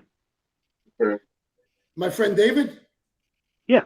I would love for. How would he be able to come on, Jimmy? Okay. He's got to hit the link. What we got? We'll tell him, David, hit the link. Hit the link. Okay. Who was one of the best special forces guy around, okay, ever, okay, who went into and went and showed and videotaped breaking into Navy bases, everything. Operation, I think it was called Red Cell. The baddest dude, showing them all the flaws that we had in our country at the time that we better tighten up. And he did it at a secret mission. Only certain people knew he was going to do it. Took some Navy SEALs with him, took some other special forces, maybe some Deltas, and they broke into every place, even nuclear sub places, and showed them how, look at, who is he? Who is he? He just passed away. Richard Marsenko, one of the baddest Navy SEALs, commanders ever lived. I'm telling you right now, he passed away, and this is $150 just for this purchase. Because when he passed away, the road boy. What he used to say, keep it simple. Hold on, Gerard. Right. Keep what he used to say. Keep it simple, stupid. That's what those Navy SEALs. That's what his group was. He would say, keep it simple, stupid. And there's he is, right there. One of the baddest guys ever walked in this earth. Who was a Navy SEAL, who was a commander. And you go look up Red Cell. It's on YouTube. Look at what they did. And they put him in prison. And you know what he told them? That was a vacation for him. That was a little vacation for him. He said, that's a vacation for me. Give it to me. Because they had to spend $50 million, I think it was like $50 million to try to prosecute him. This dude right here, he was tying them up, showing them how if they was terrorists, what they would have went through if it wasn't for them doing the secret mission, breaking in the establishment, and they videotaped everything they did. And they had Navy SEALs videotaping it, so they knew how to do it. And just look up Red Cell. Bro, this guy is bad. Now, there you go, Gerard. There's one for the collection. This guy is the hero of all heroes, and no one could say Richard Marsenko wasn't one of the baddest Navy SEALs that lived. Okay? Commanders, too, man. He's bad. All right? Yeah. I told you I got him. I showed you Tupac, Biggie, and I showed you one of the best, baddest ass Navy SEALs you're going to see. Okay? Believe that. I'm going to put him in bed with me at night. No, man, you know what I mean? The thing is, though, man, hey, Willie, we had a little show last week. You missed it. We were just showing little collectibles that we all like to get into. Jimmy likes his cars. I like my, different collectibles, and all of us got a little hobby. Like he got the telescopes. You have any hobby? You have any hobby you collect? I sell cars, my friend. You sell the cars. Like Gerard, that's my hobby. Yeah. I sell cars. That's nice. That's nice, brother. I like your passion behind what you're talking about. You know what I'm saying? Yeah. I like your passion. You know, when you're passionate about something and people truly like you and believe you, they'll buy it off of you. You know, that's true, man. People don't like you, they won't buy a deck of cards off of you. If they truly like you and they trust you, they'll buy a house, a car, a couch, a TV. Don't matter. Salespeople make the world go round. I truly believe that. You know, when I work for AutoZone, you're right. When I work for AutoZone, people think you got to know all kind of stuff about cars. You know what they're looking for in there? Salesmen. Because they want you to be able to now. Like a human being. That's right. When people would come to me, sometimes I'd be the worst day of their life. Because now they got to fix the car. They got to do these things they didn't want to do. They got to spend the money that was probably for a bill. And now they got to buy a starter or something for their car.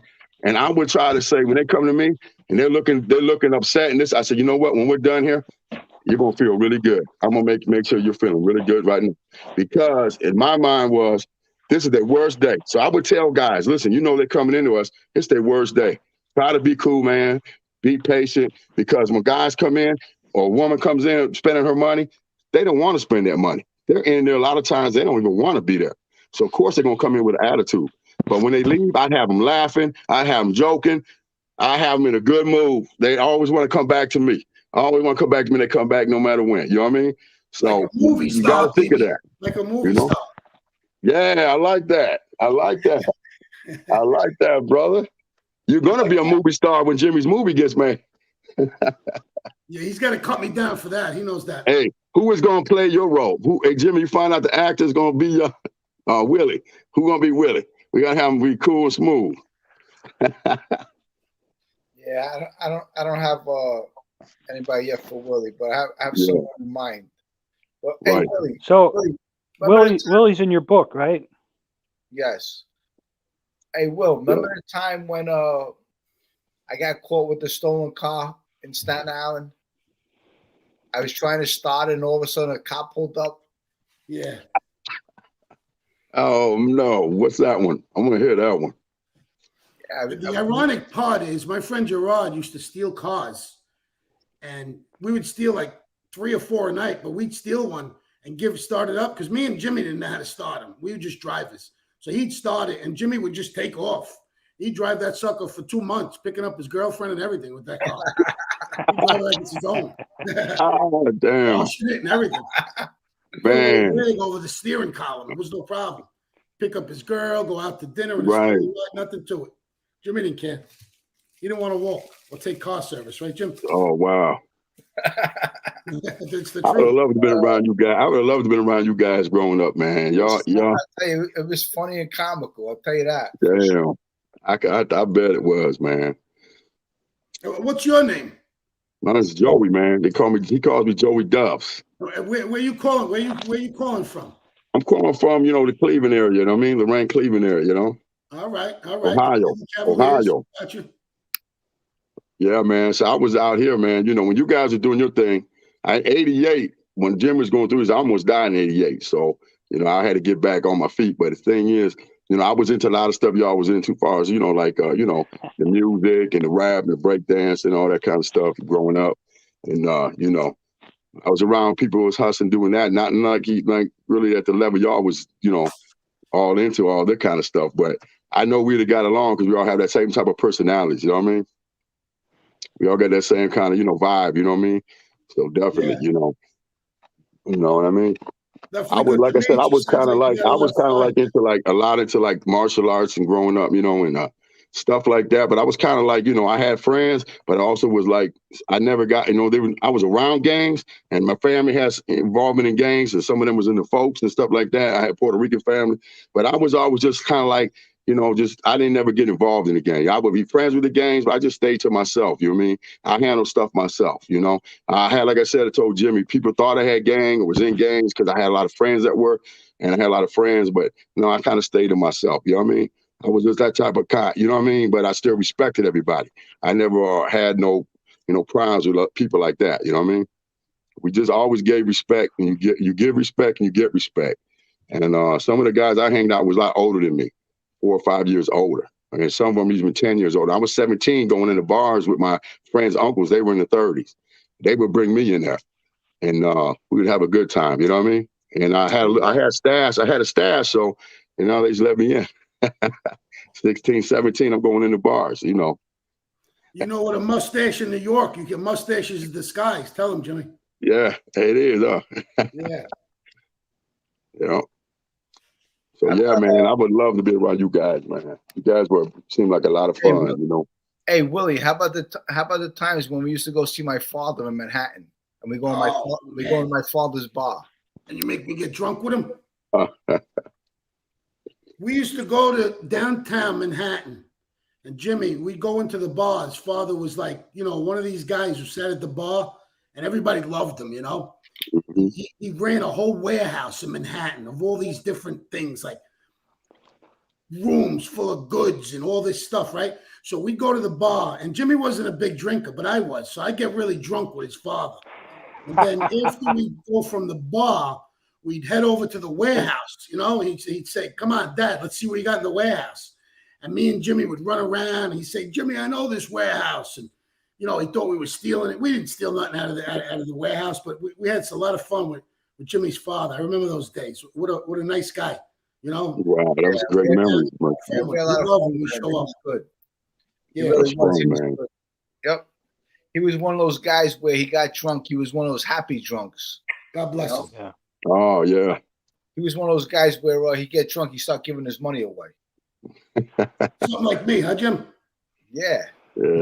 Yeah. That's funny. That is funny. Yeah, man. What was the name of the bar? Y'all had some crazy times, man. Yeah. Definitely. Outside of even the mafia stories, you guys just seem like y'all was really close, man. Like, the name of the bar was McGovern's Bar. It was on Reed Street and Hudson. It was called McGovern's Bar. And they used to serve these really big hamburgers. They were huge. They were delicious. Remember them, Willie? Yeah. They were delicious. Wow.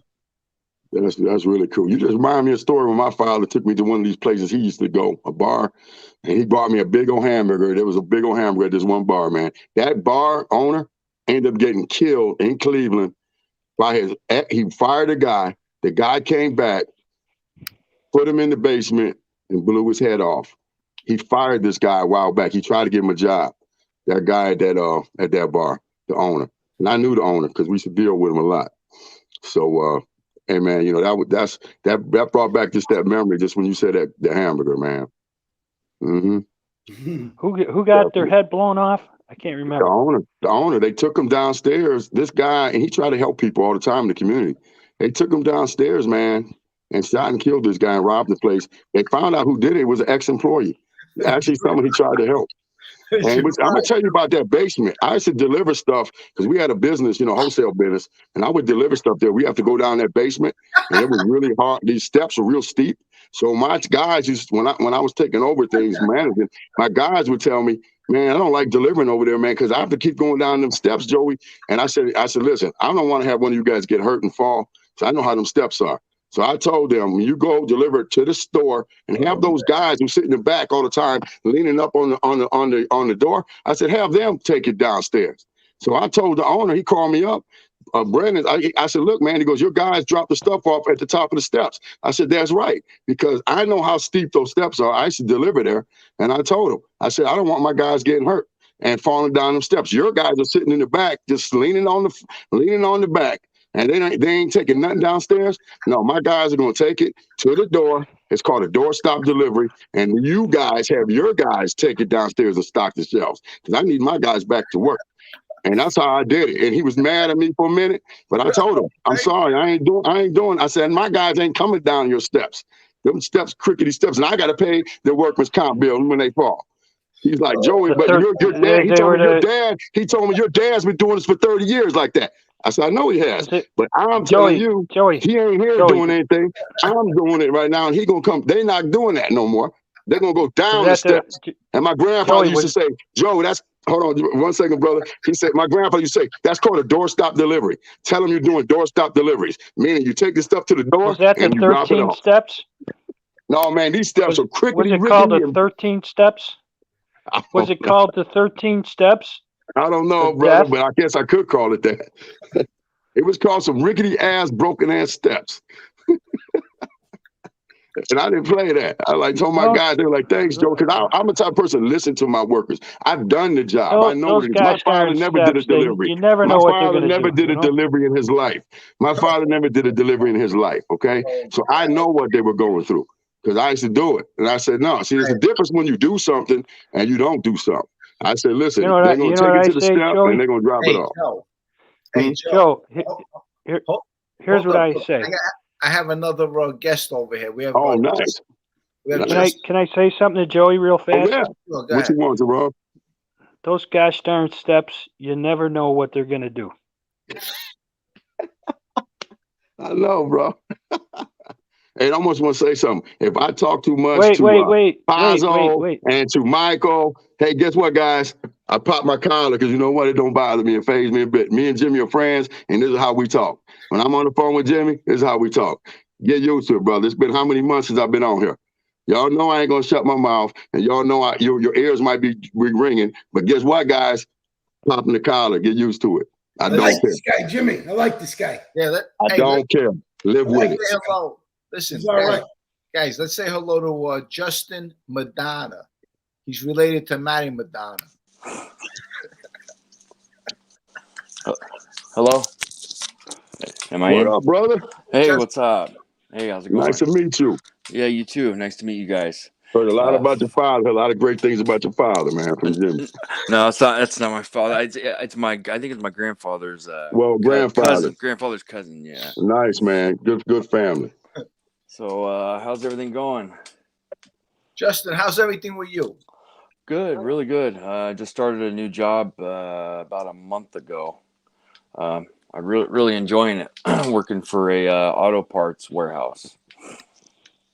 And it's not too far too. It's only like a 15-minute drive, and so I really digging that, you know. because my last job was like an hour drive, and that was just too far for me, you know. So what have you guys been up to? How long have you been streaming for? I just got home from work and I saw your show was on. For about an hour and 30 minutes. Oh, I see it. I see it up in the corner. Yeah. Hour and 39. Nice. Yeah. And how are you making out? I'm doing really good. Yeah. I'm remember last time I was on your show and I talked about my addiction and my struggles, and I've been managing to stay clean still, and just been trying to go forward in the right direction and not take steps back. That's good. Yeah, because it's only gonna, lead to, where I've been my whole life. I'm almost 40 years old, and I pretty much have nothing to show for it, due to addiction, But I'm moving forward, and I'm looking forward to, a brighter future. So that's good. It's good for you, brother. Hey, remember, you're 40 years young, brother. I'm 40 years old. You're 40 years young, baby. Yeah, I still feel like I'm 21. It's weird. That's right, man. Just how you keep your mind like that. Yeah. You know? I know, right? Mm-hmm. My grandfather was 94. He used to call, when he was in his 90s, he would say, "Hey, kiddo, what's up, kiddo?" Because every time, you're looking at 40-year-old, come on, you're young, And you got to keep that mindset. Because once you start calling yourself old, you're going to feel old. Look at Gerard, he's wherever he's at, he's whatever his age is, he's young, 50 years young. Yeah. Gerard's 50 years young. Exactly. Yeah. And Willie, I'll tell you, you know what? As you can see, look, everyone on this channel is basically fighting a battle. They're fighting some kind of battle. And, whether it's, addiction, relationships, something that's going on with their life, That's what's so good about this channel. You're gonna meet all kinds of people. You get to network with all kinds of people, Yeah. I like it, Jimmy. I like it a lot. Yeah, and everyone's putting their life back together. All of us, we're all putting our lives back together. Yeah. Every day is a blessing alive, Jimmy. One foot in front of the other, baby. That's all you can do. Amen, man. I'm sorry. What's your name, sir? Justin. Hi, Justin. I'm Matt. Yeah. If you need any help, you could reach out to me. Okay. I don't know if you Gerard, listen to the right? show. Yeah. Yeah, I do. Yeah. We all hear from you, brother. A few times. So cool. Yeah, it's like Jimmy says. Jimmy's program is based on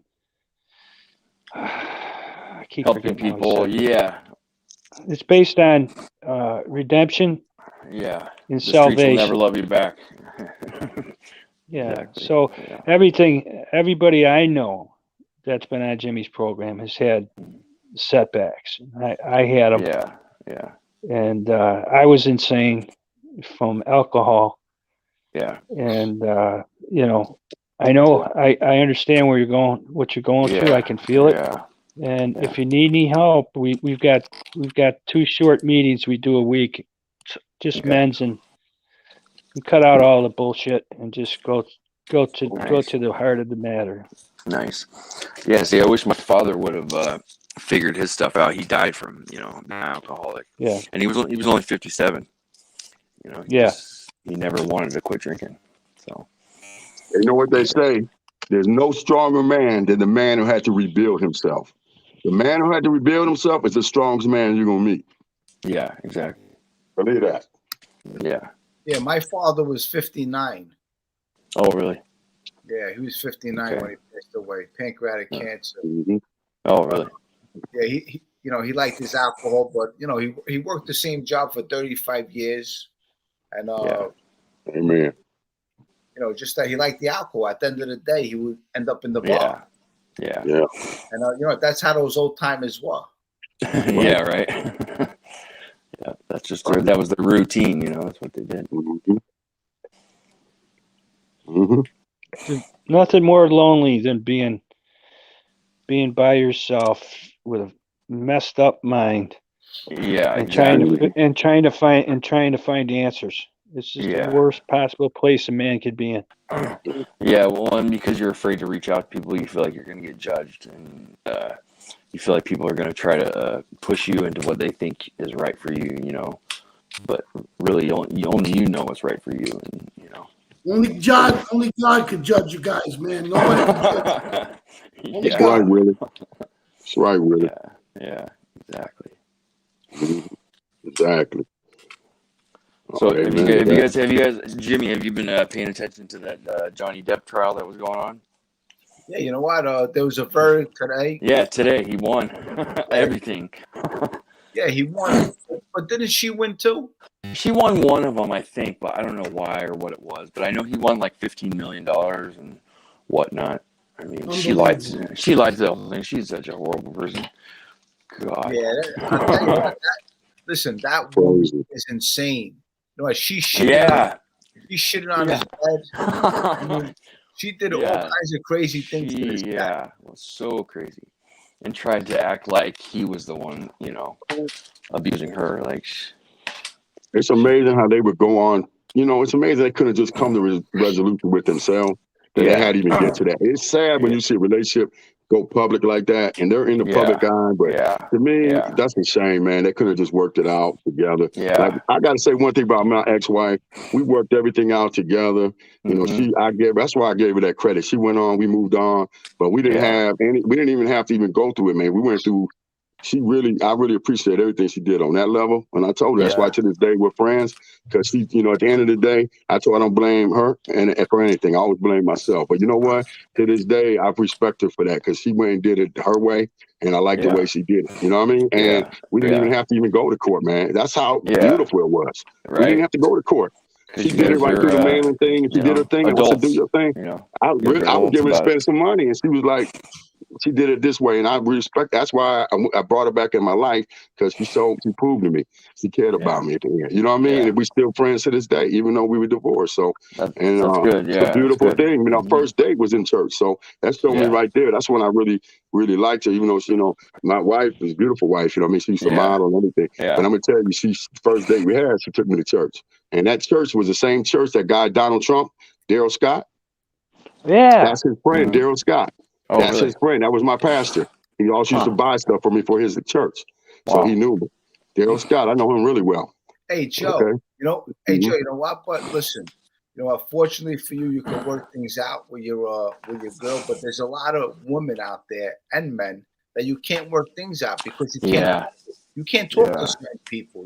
They just crazy. You can't fix crazy. Let him finish his sentence. You're right. They're set in their ways, and you ain't gonna change them. And I know some women like that out there. I mean, they're really nuts. You're right, bro. No, there is, man. I've met a lot of women that's nuts. I don't know what it is, man. The more attractive the women are, I'm not saying anything about women, but I'm gonna tell you guys from my standpoint. Guys know that we used to always say, you're gonna pay for that beauty somehow. You're gonna pay for that beauty. That beauty gonna come with a price, yo. You may have some slashed tires, you may have some broken windows. You're gonna. I don't know, man. Beauty has the cost to pay for us too, ladies. Believe that. Hey, Joey, can I say something? I messed up the meeting the other night. There were comments. If everybody like Justin, Matt, Gerard, and I'm sorry, who's the other guy? Willie. Willie. Big Willie from the group home. If we could just listen and let someone finish their sentence. Because I don't think people in the chat appreciate it when we're talking over each other. It's very difficult to understand what's going on. Respect, Gerard. I love you, brother. We understand that. Sometimes it's just like we're all talking like the guys getting together. But let me tell you something. I love you, Gerard. I swear to God, man, no matter what. You know what I mean? Believe that. I know the chat. We love you guys. But guys, sometimes we get a little passionate about what we're doing and we're just talking with it amongst ourselves. And we even forget sometimes we're even on the camera. I mean, we just get into our discussion. You know what I mean? But yeah, Gerard, point taken. Yeah. Oh, can I say one thing? Well, it's like when you're talking and people keep saying, yeah, I agree. We know you agree, but we can't hear what the person's saying. Yeah. And you're right. So we should just be silent until the person's finished. Yeah. Amen. Okay. You're becoming a pro now. You've been on Tony Sokolow. You're becoming a pro now, Jimmy. Jimmy, he's a pro producer. We're going to make you the producer of this, Gerard. You're right. Producer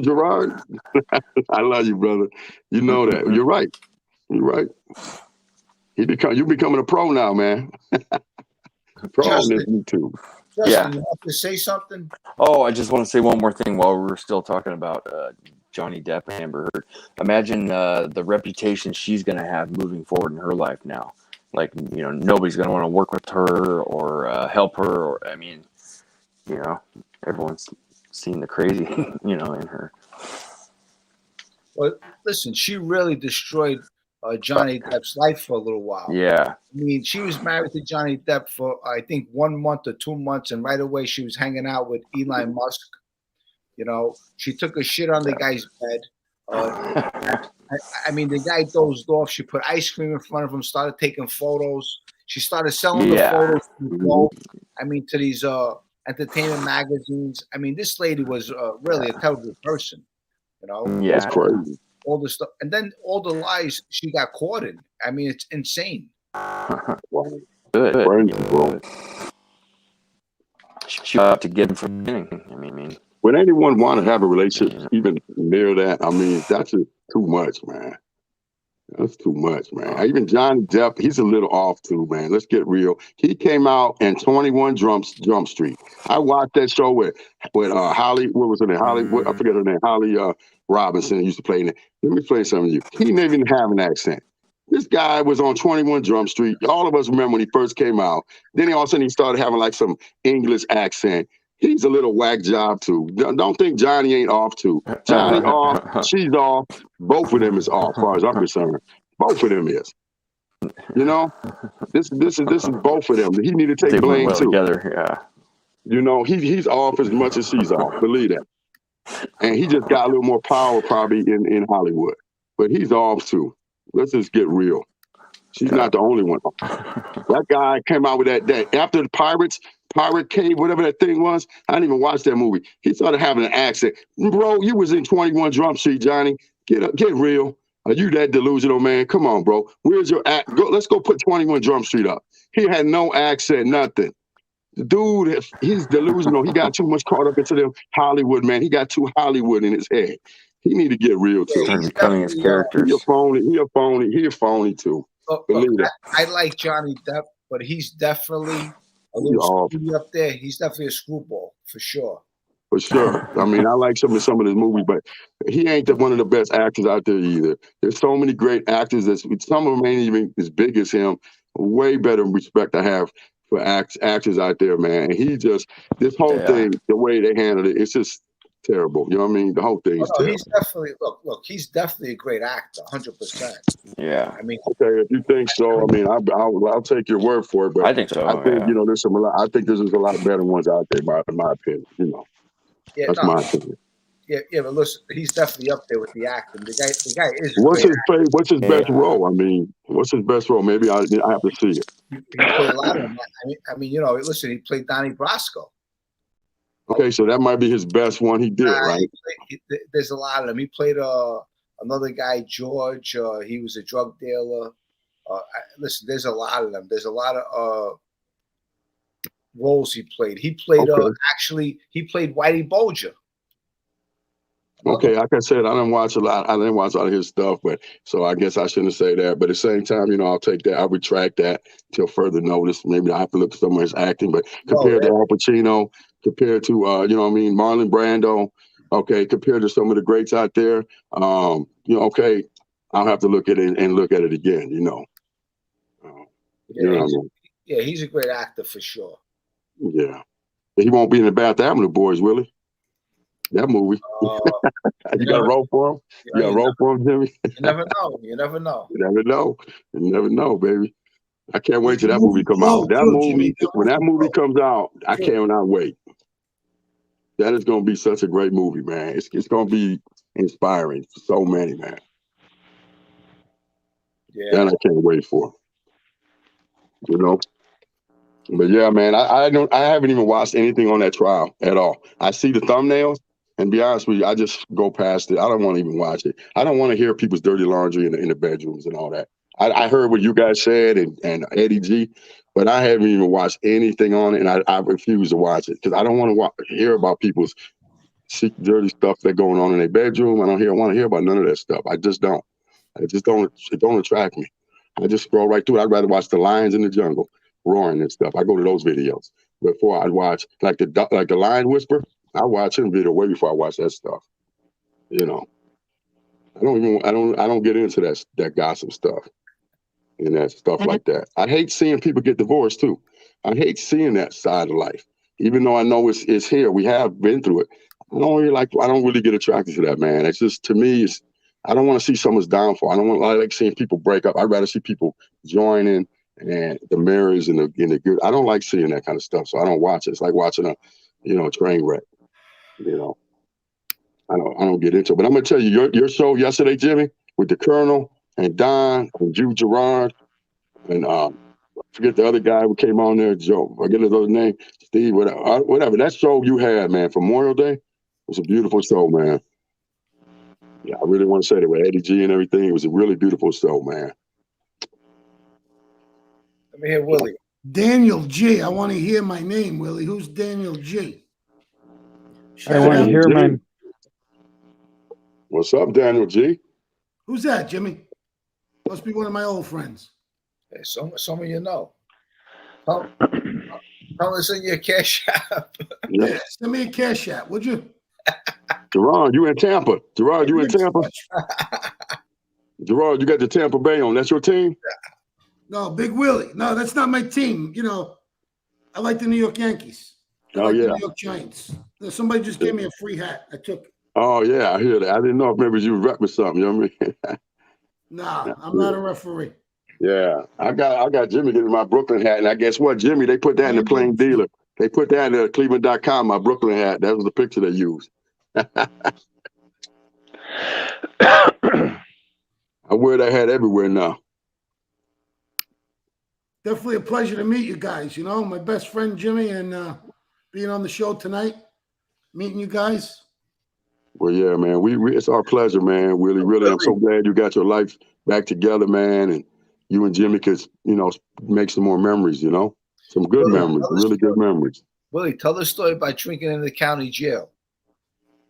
Oh yeah, we're drinking in the county jail. These guys inside the county jail, they make buck.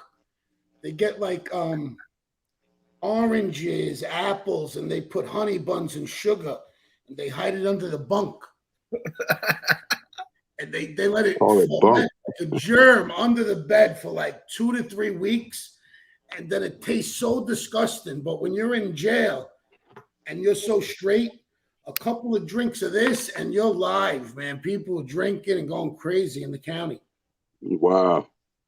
Yeah, I think even Malcolm X used to write. If you ever read Malcolm X's book, he talked about making stuff like that in jail too, man. He was talking about that back in the days, and they used to do like nutmeg and stuff.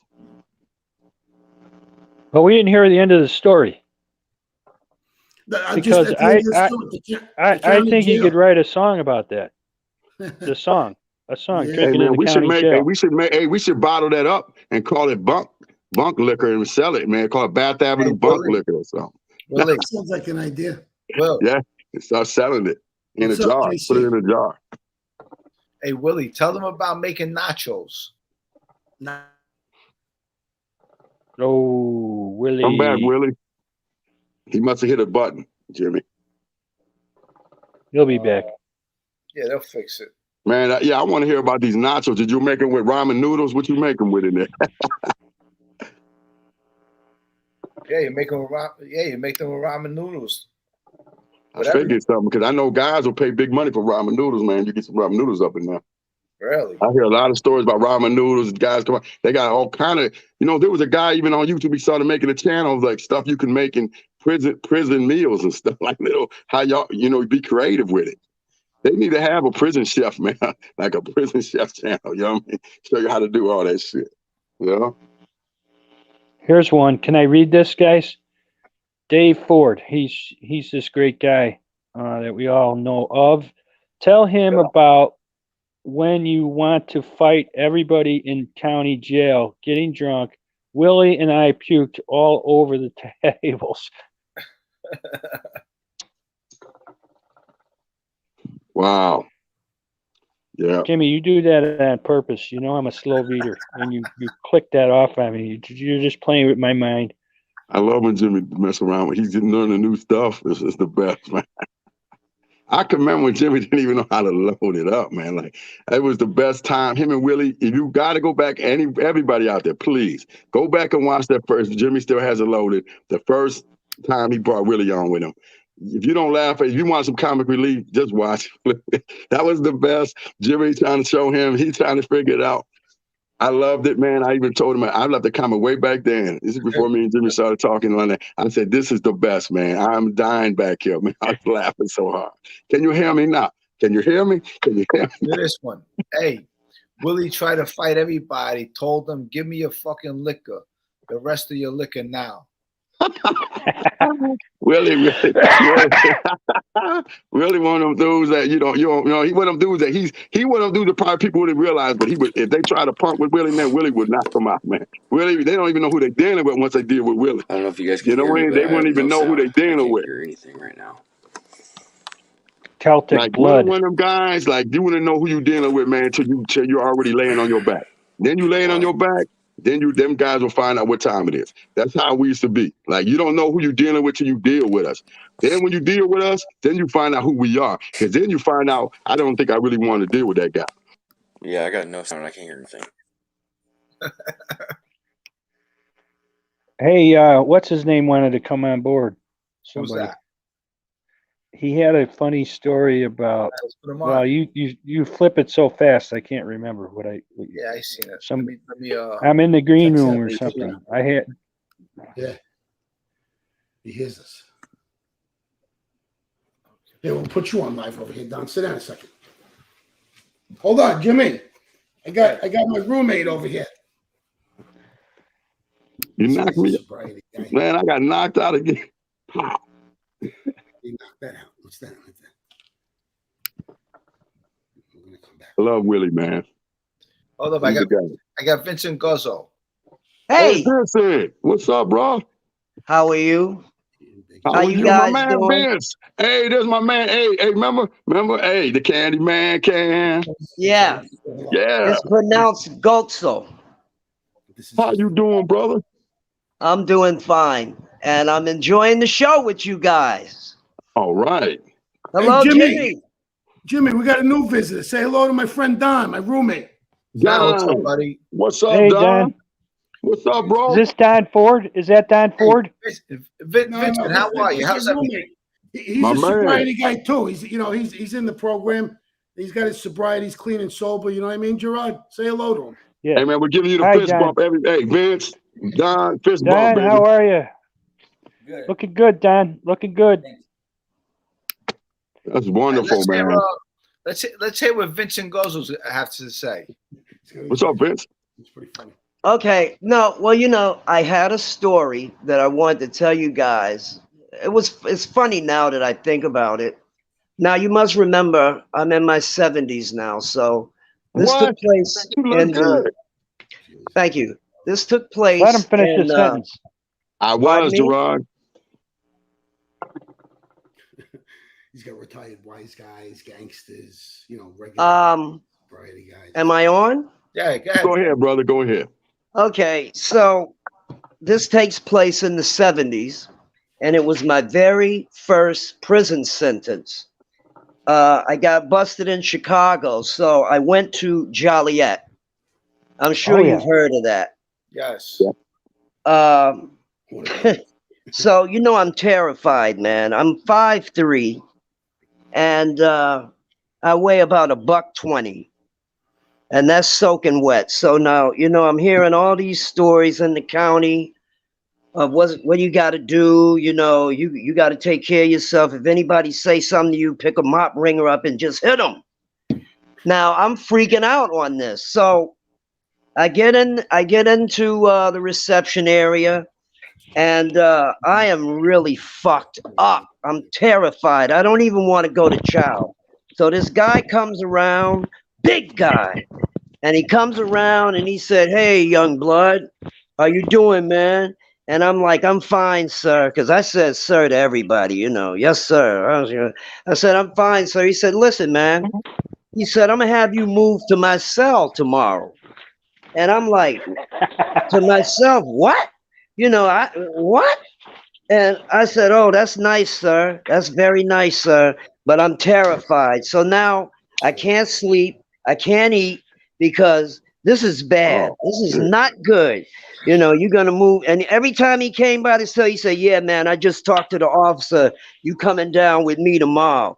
Now I'm like, what the fuck is going on? So then I get some apples and some sandwiches laid on my cell door, because they were bars, the old cell. Anyway, I stayed up all night and I'm thinking what I got to do. Am I going to jump off the tier or what? What, am I going to get a mop ringer? So what happens is the next morning they break out for chow and I'm fucked up. I've got my courage up. I'm not moving in no motherfucking cell. Fuck that. They come down and they open the cell and I'm waiting for this guy to come by. Mm-hmm. And a couple hundred people go by. I don't see him. So finally I say to a guy, hey, man, where's Dollar Bill at? And they said, man, they shipped him out about 3 this morning. I said, oh, man, that was my man. Oh, shit. They moved him out? What the fuck? Oh, but I carried on like that. But really, it was such a sigh of fucking relief that, it just, oh, man, I was freaking out. Mate, if you've been to prison, maybe your first time, you might be able to relate. Well, I thought that was a very funny story that happened to me. I just thought I'd share that with you because now I can, Yeah, No, you're right, man. That's good, man. It was I had never dealt with things like that in my life. I appreciate you. But I was terrified there for the few hours. I was terrified. Jail ain't no joke, man. Hey, man, ain't no joke. It was just, it started out like that. And as it would come to pass in the next coming year, it was like going home. You know what I mean? I got hooked up in a lot of nonsense and it became my second home. You know what I mean? Yeah. It was some real crazy shit there. Yeah. But what got me over is that I could write and I could write poetry. And I was good at letter writing. And anybody that's been to prison, writing women nice letters is it's a rite of passage there, Mm-hmm. I just was hoping maybe I could make you guys laugh with that. And I love that, man. I love that, brother. And Jimmy, I was saying hi to you, man, and I hope your family is fine and things like that. And I sent you a thing and I said, man, it's nothing like having love from your family or, your significant other. Even when it's not popular to do it, they always got your back. I know that got me through. You know what I mean? I know you can relate to that. Yes, absolutely. And the same to you. Yeah. Hey, man, I finally, in 99, remember I told you guys I did that documentary. When I got out, I came out from Bear Hill in 99, and I never went back, man. These guys asked me, they was from HBO, and they wanted to do a film about people that went to jail for drugs. And I did it. And I did it for the same reason that you are doing this show. I thought maybe I could help somebody, Absolutely, of course. I don't know if well now see the way you got a break, because now with all the YouTube and things like that, you can do that stuff. My shit was it was so old and long ago, it was on VHS. That's why it was on a tape. Yeah, but I did it. Yeah. And hey, man, I it just came to a point where I said, hey, listen, you either going to go back there, because I was going back to prison. I'd go back to the island. It would be like I'm home. I knew all the officers. As soon as I get in there, I know I'm going to get in the chow hall. Shit, it was like, where the fuck is my life going? You know what I mean? Yes. And my wife was doing it with me. I never understood that. She said, I'm doing time too. I didn't understand that. How you doing time? I'm the motherfucker locked up, not you. But, I finally, it went through my thick head that, yeah, she was doing time with me. I just thank God that I had two people, the Gutsos, that adopted me. And they were very, very, very, very good to me. It was like my mother and father. Amen. And so that's where the name comes from. Amen, bro. Salvatore and Fanny Gutso. Very good people. I just wished I would have appreciated them a little more. But you know, I caught a lot of shit. What you doing with the white folks and shit? But that was my mother and father. Nobody else wanted me. And they adopted me. God bless them. God, you damn right. God bless them. Oh my God. God bless them. God bless them. They were so good to me, man. They're so good to me. Anyway, y'all was talking about Johnny Depp and stuff. Hey, listen, I think he's a fabulous actor. I love that guy in Donnie Brasco.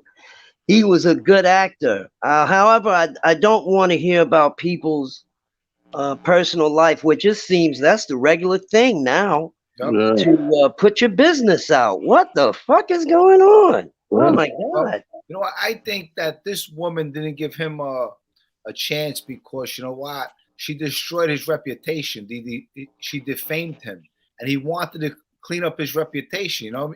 Because, right, you know, you got this Me Too movement. You got all these movements now. Oh, yes. You know? And right away, people try to defame you. Now you want to clean up your name. And that's what he did. He wanted to clean up his name because he wasn't getting no more business in Hollywood. I didn't know that. Yeah. No, they didn't want to hire him for the Pirates of the Caribbean 4.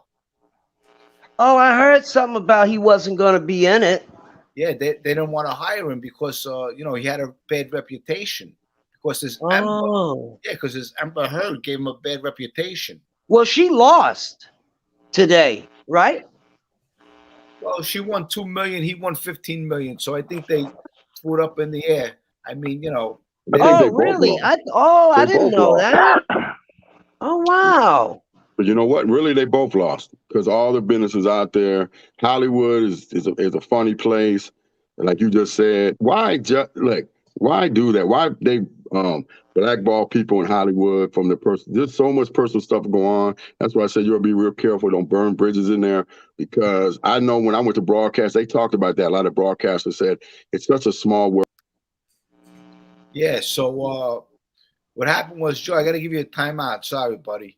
And what happened was Amber Heard, he had a contract, okay?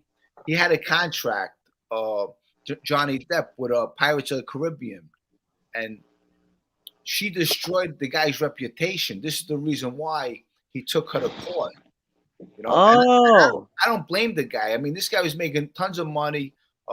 He had a good reputation, a good name. He was a great actor. And all of a sudden, this girl comes around, and she's taking photos of him. She's destroying his reputation. And you know what? Nobody would give him work anymore because they thought this guy was a nut job. And don't get me wrong, he's a little crazy. But you know what? He wasn't as crazy as she, you know, made him look to be crazy. He was really just a good guy that was trying to get by. He used to love to play his guitar. He used to love to act.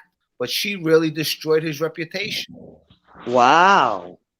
Wow, I had no idea that's how that took place. I know I see it on. I never watched it. I just, you know, I never watched her acting. I might have seen her, but I don't know if I did. I know I like his acting. I like a lot of the movies he was in, especially Donnie Brasco. I really like that movie. And then he played Whitey Bulger. I liked him in that. Yeah. He was Whitey Bulger, right? He played him, right? Yes, yes. Okay, I liked him there. Yes, yeah. Oh, and then it's one that I saw.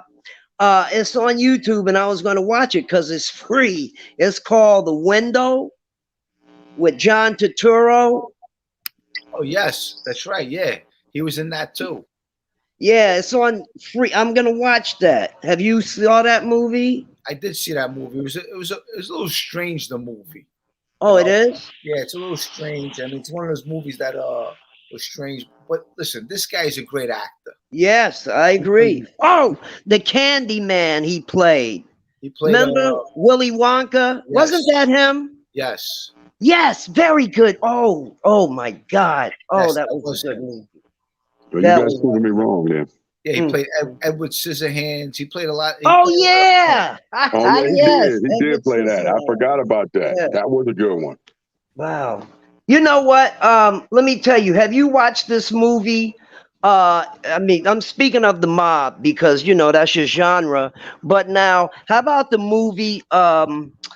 It's about this guy, you probably know about this guy and a girl, and they were robbing these mob clubs.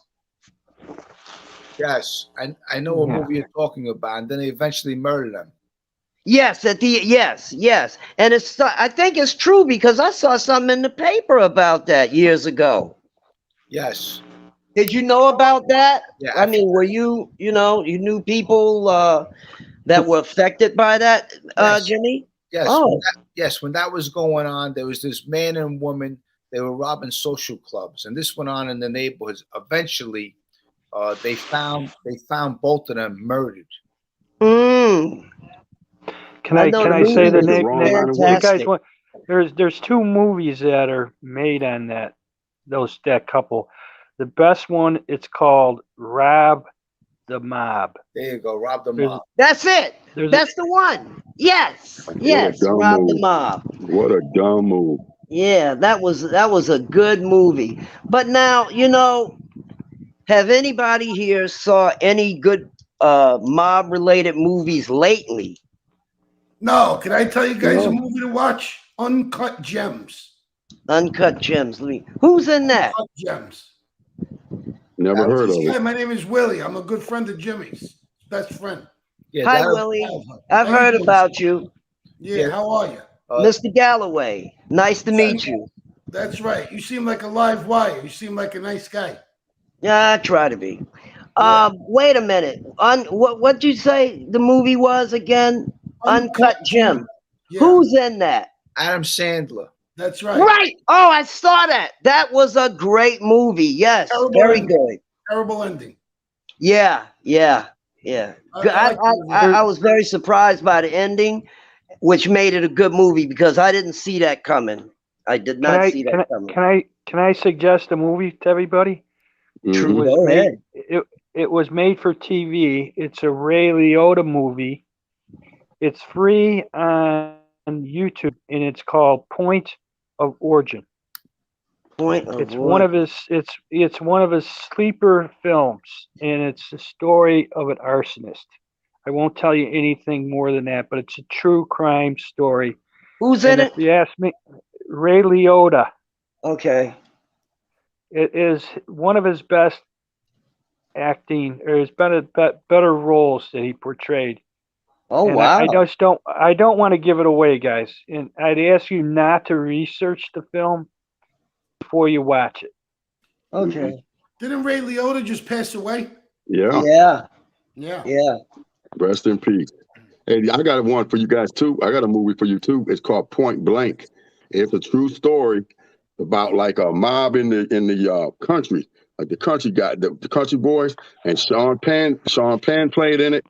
And what's that guy's name? He's a real famous actor, played in as the lead, as his father.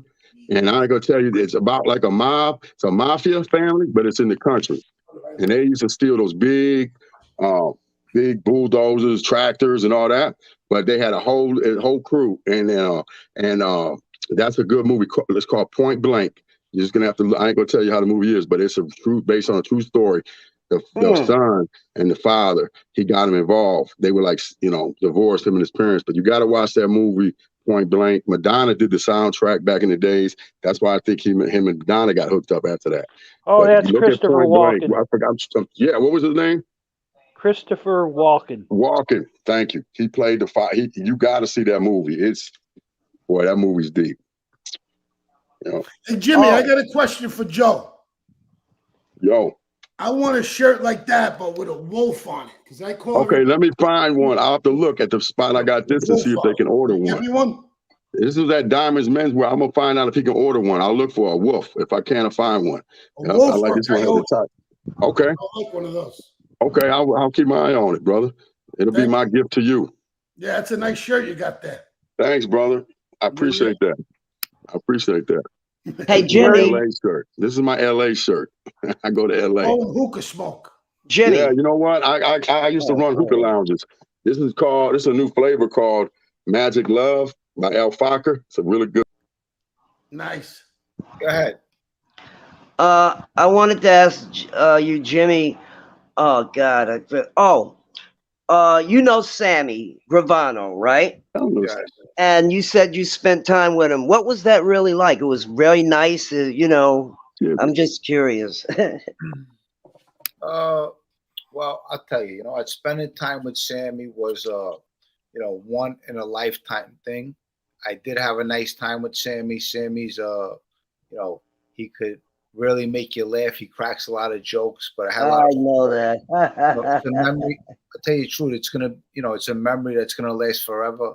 And I don't care what any of these people think out there because, I had the opportunity to spend 5 days with this guy, and I'll always remember that. And I had a nice time with him. We had a couple dinners, we had some fun, and wow, it's a memory that I'll always remember. Wow, that's fantastic, man. Yeah. Listen, I got one more prison story on that note. Now this prison story I did this time. This was a guy I did time with. He was in there because he picked a guy up hitchhiking. This was during the John Wayne Gacy thing. He picked a guy up. He was a white guy. The guy he picked up was black. And he stabbed him up and then pushed him off the side of the road. Now, the reason I noticed is because he told me, I was curious. And so he told me that he picked him up and he just started hearing, he said, do you know the Twilight Zone TV show? I said, sure. He said, well, I started hearing that music. And so I pulled over and I told him, hey, I got a flat.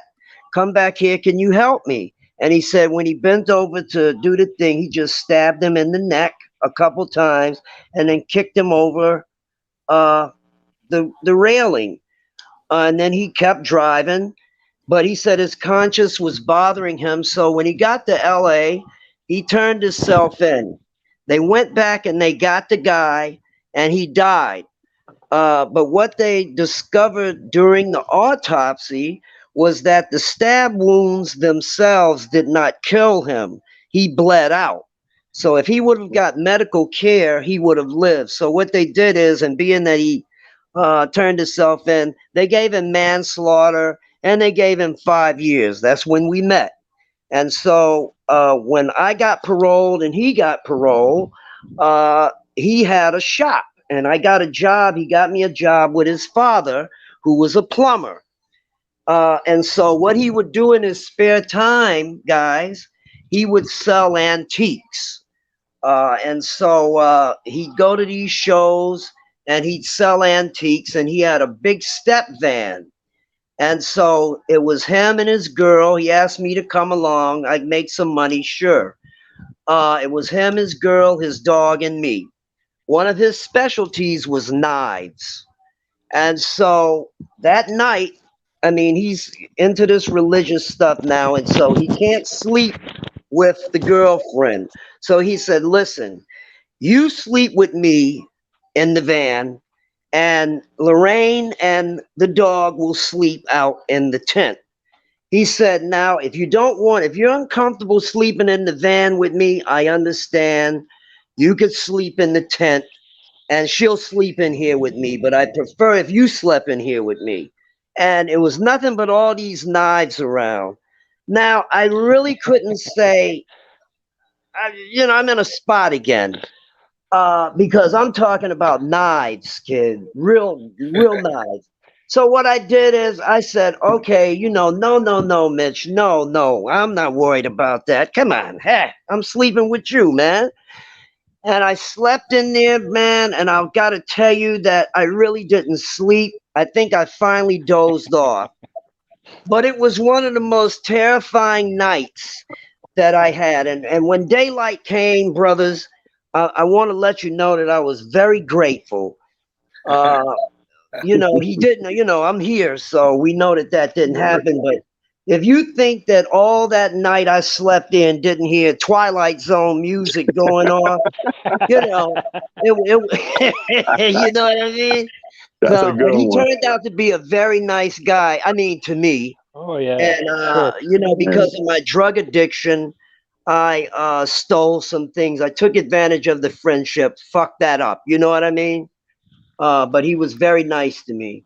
Yeah. Just a little humor I throw in there. But you know, I can't imagine what that would be like for you, Jimmy. You know, you with one of the most notorious guys, and I bet you you probably had a good time. Probably treated you like gold. It just seems that way. Yeah, That's he did. mhm. Yeah, Wow. Vincent, that's a great story right there, man. That's crazy. Hey, Vincent, you said you had Jimmy, did Sammy make you sleep in a bedroom with a bolt lock on it with no doorknob and knives hanging from the ceilings? No, actually, no, we he had a nice place. You know what I'm saying? you got a nice place. I had a huge bedroom, and you know, listen, he was a great host, and I'll tell you, it was a hell of a time. It was better than a hotel. Sure. Yeah, oh yeah, you know way better than hotel. That sounds good. Listen, Yeah. waking up to Sammy was it was really fun. We had a good time together. You know, I know he had you laughing. Oh yeah, listen, he had me laughing every day. he's got a great personality. Oh wow. His personality is great. Hey Vincent, this is my godfather that I took care of. This is my godfather. Okay, and see him, one of the first black paratroopers. Yes, These guys I see. right here. Yes. These guys right here. Okay, and I used to him, and then I even had a guy. I live with a black family, so I know what you're saying. They took me just like their own. And it ain't about color, man. It's all about you know what's inside of you, man. People need to start realizing that it's not about color. You know, I have a beautiful black family. You're absolutely right. But now the years I'm talking about, 50s, 60s, it did matter. You know what I mean? Oh yeah, I know. Well, yeah, I'm talking different times. Going on. But yeah, you're right. You're right. You know, but I'm gonna tell you something. Like I was telling my grandkids, when I don't know, I wished I'd be around to see my great grandkids. But I'm gonna tell you something. When those kids come around, they're not gonna be thinking about color, sex, or any of that. I guarantee you, it's gonna be a different world. Amen. It's gonna be a different world then. Well, you know what? We went through a lot of that stuff back in the days too, in the 80s, different time in the 70s. But ain't no place in this world for hate. No place, it's man. not. No.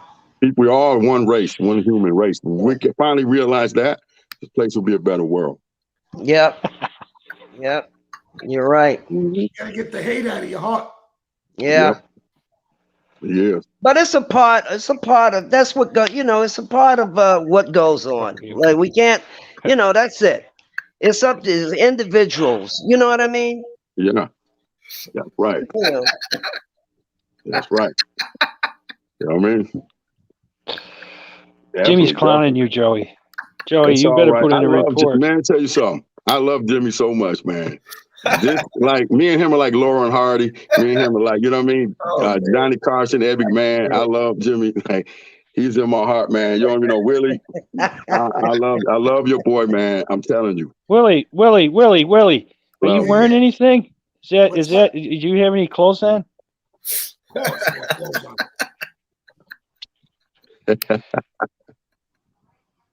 The ride. Jimmy loves this feature. I can't tell if you're wearing any clothes. It looks like you don't have anything on from my angle. I got my shirt on. What are you talking about? No.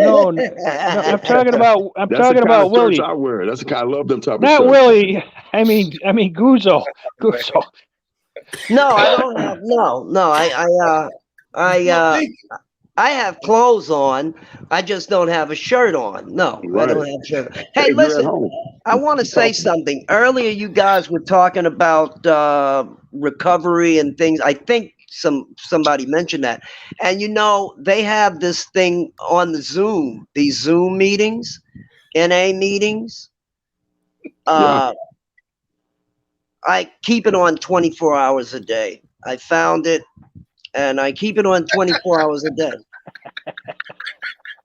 Hey, let me tell you something. Hey, Jimmy. When I was on a Zoom call with Michael Francis, ask Gary. I was in the pool in LA. I was in the pool. I had no shirt on. We had a Zoom meeting. I had no shirt on, man. I was just... Yo, Joey, so you hang out with him? That guy, Michael Francis, you hang out with him, Joey Smokes? What's going on here? There you go. And I was on a Zoom call with Michael Francis in the pool. Put his sunglasses on. Where's Oh, Joey? really? Hey, I look like that. You know the Colombo boss that was in the pool? I look like that. Oh, wow. Wow. That must be something. That must have been something meeting him, huh, Joey? Oh, man. I don't think Joey's been allowed to speak for a while. Oh. Joey's in timeout. Oh, okay. Well, no, because Gerard, I heard you mention something about NA or something, right? Yes. Are you hip to that? Those Zoom meetings that they do, the 24-hour ones? No, I don't get involved in that. Oh, okay. I didn't know because I thought you were speaking about that. No, I get into AA. Oh, okay. Well, they have the 24-hour AA too. I like AA also. Well, then hook up with me. I've got a meeting on. We've got a meeting on Wednesdays and Saturday nights. Online? On the Zoom meeting. Really? Oh, yes. I'd be very interested in that. Yes. You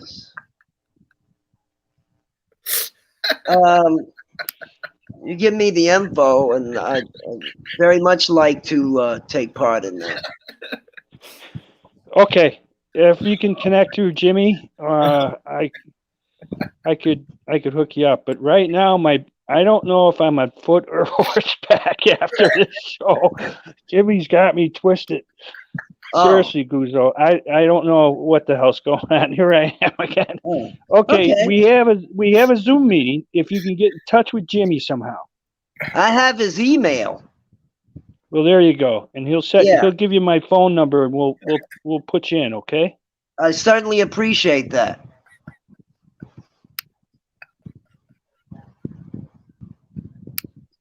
You're welcome. Jimmy, can I say something?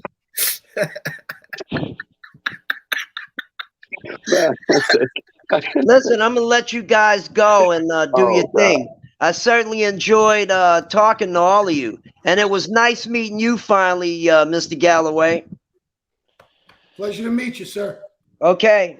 It was a pleasure. Candyman. Hey, Guzzo, send the email to Jimmy, okay, and he'll send you my phone number. Hey, and Vincent, thanks a lot, Jimmy. Hey, Vincent, thanks for coming in. And thank you for inviting me. All right. Have a great night. You too. All of you guys. Bye now. Bye-bye. All right. I can't wait for Jimmy to have his Zoom meetings. We're going to have a good time. That's a rubber room meeting for lunatics. We love you, Vincent, man. Yeah, we'll have a car sale show for you, Gerard, huh? Yeah. You got some trick glasses there, Willie. One minute they're shades, the next minute they're clear, transparent. Yeah, it's trickery. It's all trickery. I'm just an illusion. So sometimes when I'd sell cars to an ARF Joe, you do the lazy eye technique. I would just close my left eye slowly, and then I would open it, and then close my right eye slowly. Hey, Gerard, what does that say? Gerard, what does that say? What does it say? How high is Gerard? Yeah, He's smoking that blunt. He's smoking Mike Cannelly, Mike Cannabis. Hey, let me tell you something right here. You know, when you're supposed in the inner circle, you're supposed to ask a question. You know, get a question by Michael. I never could do that, man. When I get on there, I just start talking about things like me and Jim. Michael be like, "Hey, what did Joey just say?" We and him just go talking. They're like, "Hold Joe, man, we gotta go." Me and Michael, we just start talking about all kind of stuff. You know what I mean? It's so fun. It's so fun, man. I'm supposed to talk about a topic, and I can't even do that. I'm like, hold on, Michael. We talk about this. We talk about that. It's the best. I'm gonna go out and snort some lines, guys, and then tell everybody I'm sober. Well, as long as you snort just aspirin, it's okay. Jimmy, I think I'm gonna call it a night. I'm kind of tired. This is my first night in my new spot. I like those sunglasses, Willie. When you put them on, you're like a wise guy. You want to see 'em? Yeah, I love it. You like these? That's it. That's the look. See my new shirt? Yeah, I love that shirt, man. We even got new slippers over here. Look at these. Oh yeah, champ. Jimmy bought them for me. Jimmy man, Jimmy's the best, man. Yeah, he cash out me money. I bought new slippers. Let me tell you, Jimmy took me out to lunch for brunch, and man, Jimmy was even going to give me a hotel if I needed it, man. Jimmy is the class act. I love Jimmy, man. I'm serious, man. Let me tell you guys this. Jimmy is a friend. Best friends you ever find in life is a treasure. I'm going to tell you that right now. Yeah. I'm telling you that right now. You're blessed to have him as a friend. Thanks, Joe. Willie, man. So Willie, you going to go?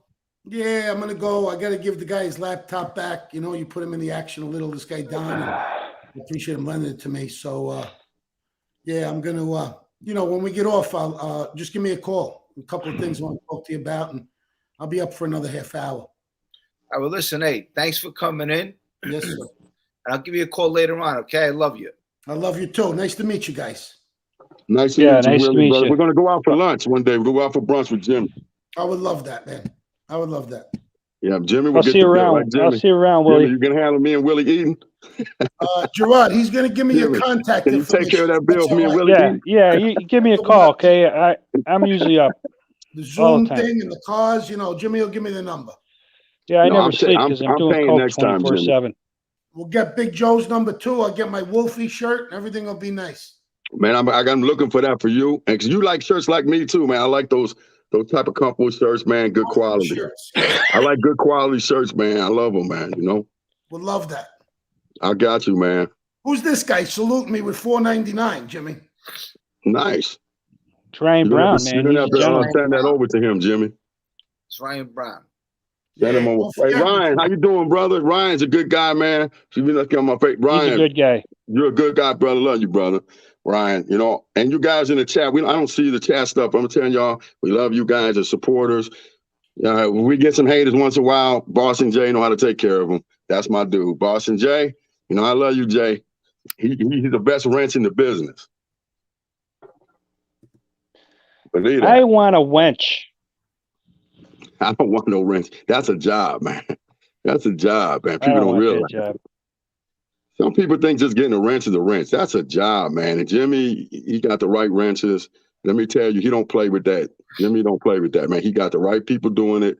Jay, live and let live. I love you. And especially live and let live, you already know. My heart right there. And the thing is, Jay, I love you, brother, man. Keep doing your thing, man. You do an awesome job, man. You're great. It's sad some people got to be negative sometimes, can't just enjoy life, enjoy people, and just go with the flow. But we love you, man, for what you do, Jay. Believe that. Live and let live. The wrenches on here, we love you. Mm-hmm. JD Madonna. Yeah, I'll send that to you. Maybe I can send it out tomorrow. I actually just sent out 3 boxes yesterday.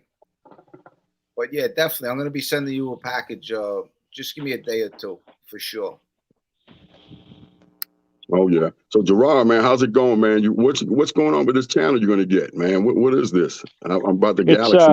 Gerard. It's I can't think of the title yet, and I don't want Jimmy to make fun of me. But it's about telescopes and observing the moon, and my techniques that I've used to observe the moon and draw at the eyepiece, and all kinds of cool stuff. I can't wait to subscribe to it and watch it. It sounds like it's going to be a really great show, man. Really great one. It's an eclectic hobby, and there isn't anyone within 1,000 miles of me who probably does it. What's the coolest thing you've ever seen in space, man? Like you've been watching. What was one of the coolest things you've seen so far? the coolest thing, Mhm. believe it or not, is on the lunar surface. The surface is inconstant. So the sun rises across the surface of the moon. They call it a terminator. So each formation changes because the light angle changes. So you're constantly seeing new structure that you might not see the next day. It's not as black and white. So for me, by far the most interesting is the moon. The next interesting for me is Jupiter and the Great Red Spot Storm. I love that thing. There's That's Gerard. awesome. I've been watching you on different channels, and you are very well spoken and wise. You are. Jesse, you are a sweet lady. Thank you. You really are, Gerard. I'm really just enjoying hanging out with people, and I do believe in helping people. And I'm retired now, so You're a good man. why not talk as good people and continue to get positive messages. Out of the crash or whatever, the wreckage you want to call it, that of my life and others, there's a lot of good things to be found. And in all seriousness, Jimmy and Joey, geez, meeting Joey Doves has just been a delight. Really, Joey, I can't tell you how grateful I am to have met you. Man, same here, brother. I appreciate you, Oh, man. there's Stacks, right? I really appreciate you. He's got a good story too, and a lot of people, people have been saying some rough things about him, and I'm not going to get in the middle of it. But Stacks, I know him, and he's pretty much on the same journey as I am, and I just don't like to see people in chat rooms going after him so badly, because he should not be a target of mockery, even though a man is responsible for his words, what comes out of our mouths. So I'm not going to get in the middle of that fight that he has with a couple people, but he's a friend of mine, and that's all I need to say. He's a friend of mine. Yeah. And yeah, I'm my own man.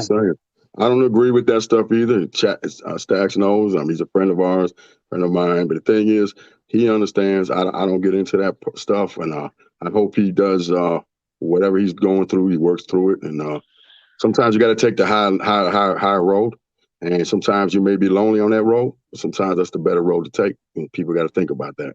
You can do one thing for popularity or whatever, but you don't want to sell your soul. So I'm gonna say. Yeah. On that, because we know how that is. But the thing is, Gerard, thank you for those kind words. I'm just glad you can join us and enjoy this. And really, you have a lot of wisdom, and you really, when you keep saying you've been through this and that, you talk about your life. We all have stitched ourselves back together somehow, some way. We're not perfect here. That's why we are here, and we're not judging anybody, man. The journey is all about the journey. Not where you went, not where you started from, not in the middle. It's the journey. It's life's the journey. Okay, right. So we love you for that. Thank you.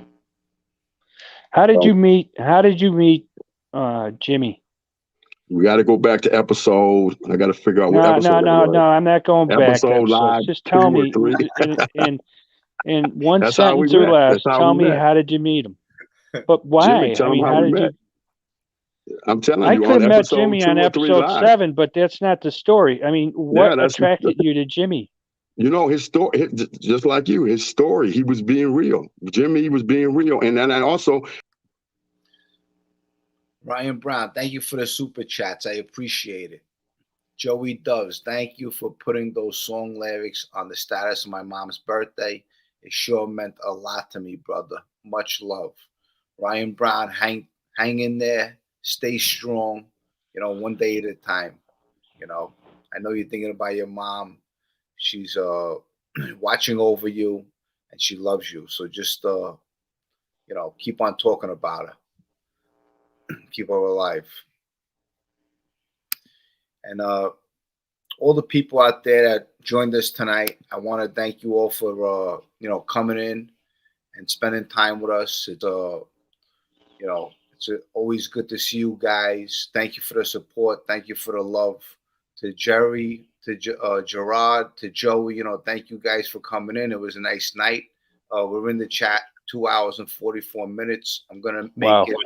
Yeah, I'm gonna make it a night now. I'm gonna go to sleep. But listen, to all you guys, listen, I love all you guys. You guys are great people. Thank you for coming in. We had a nice time. And before I go, Gerard, you got something you want to say? Go ahead. Yeah, I just want to say thank you everybody for showing up. Thank you, Jimmy, for always inviting me on your show. And thank you, Joey Doves, for being here tonight. You always bring a smile to my face. That's great. Joe Doves, you got something you want to say? Yeah, thank you, Gerard, on that. I really love you. You put a smile on my face and my heart, too. And Jimmy, thanks for, always inviting me on and being part of your family, your extended family. Welcome me into your family, and all you guys, come along here and support Jimmy and follow him and sub to him. And I just want to thank you guys for, being who you are too, because without you, we don't have the same experience. Here, and I thank you for that. Being real supporters of Jimmy and his journey and what he's been going through, and being part of this. We love you guys. I love you guys. The best thing I can see sometimes when you guys can have a laugh, I love it. Yeah. That's it. Oh, my phone went dead. That's it. All right, guys. Okay, Jim. I'll see you. Yeah. Good night, guys. Thanks for coming in. Appreciate it. Thank you, Jimmy, and have a good night, everybody in the chat. You too. Good night, guys.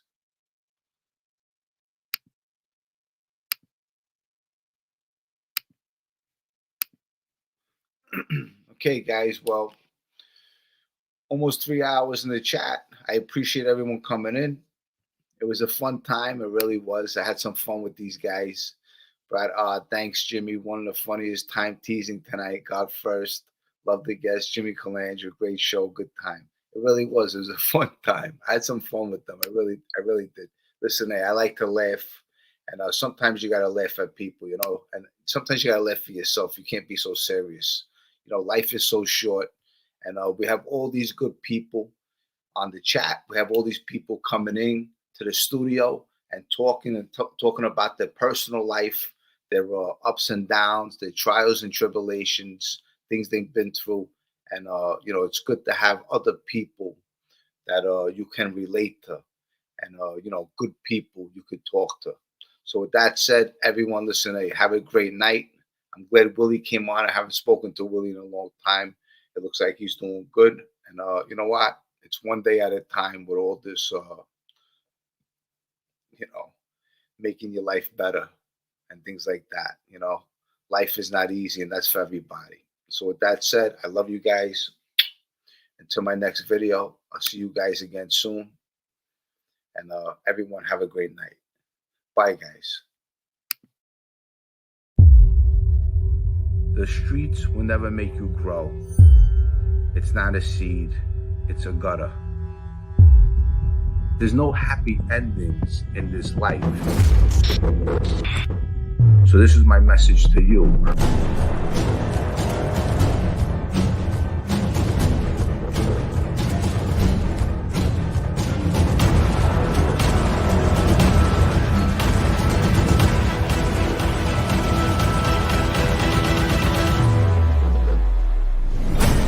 The streets will never love you back.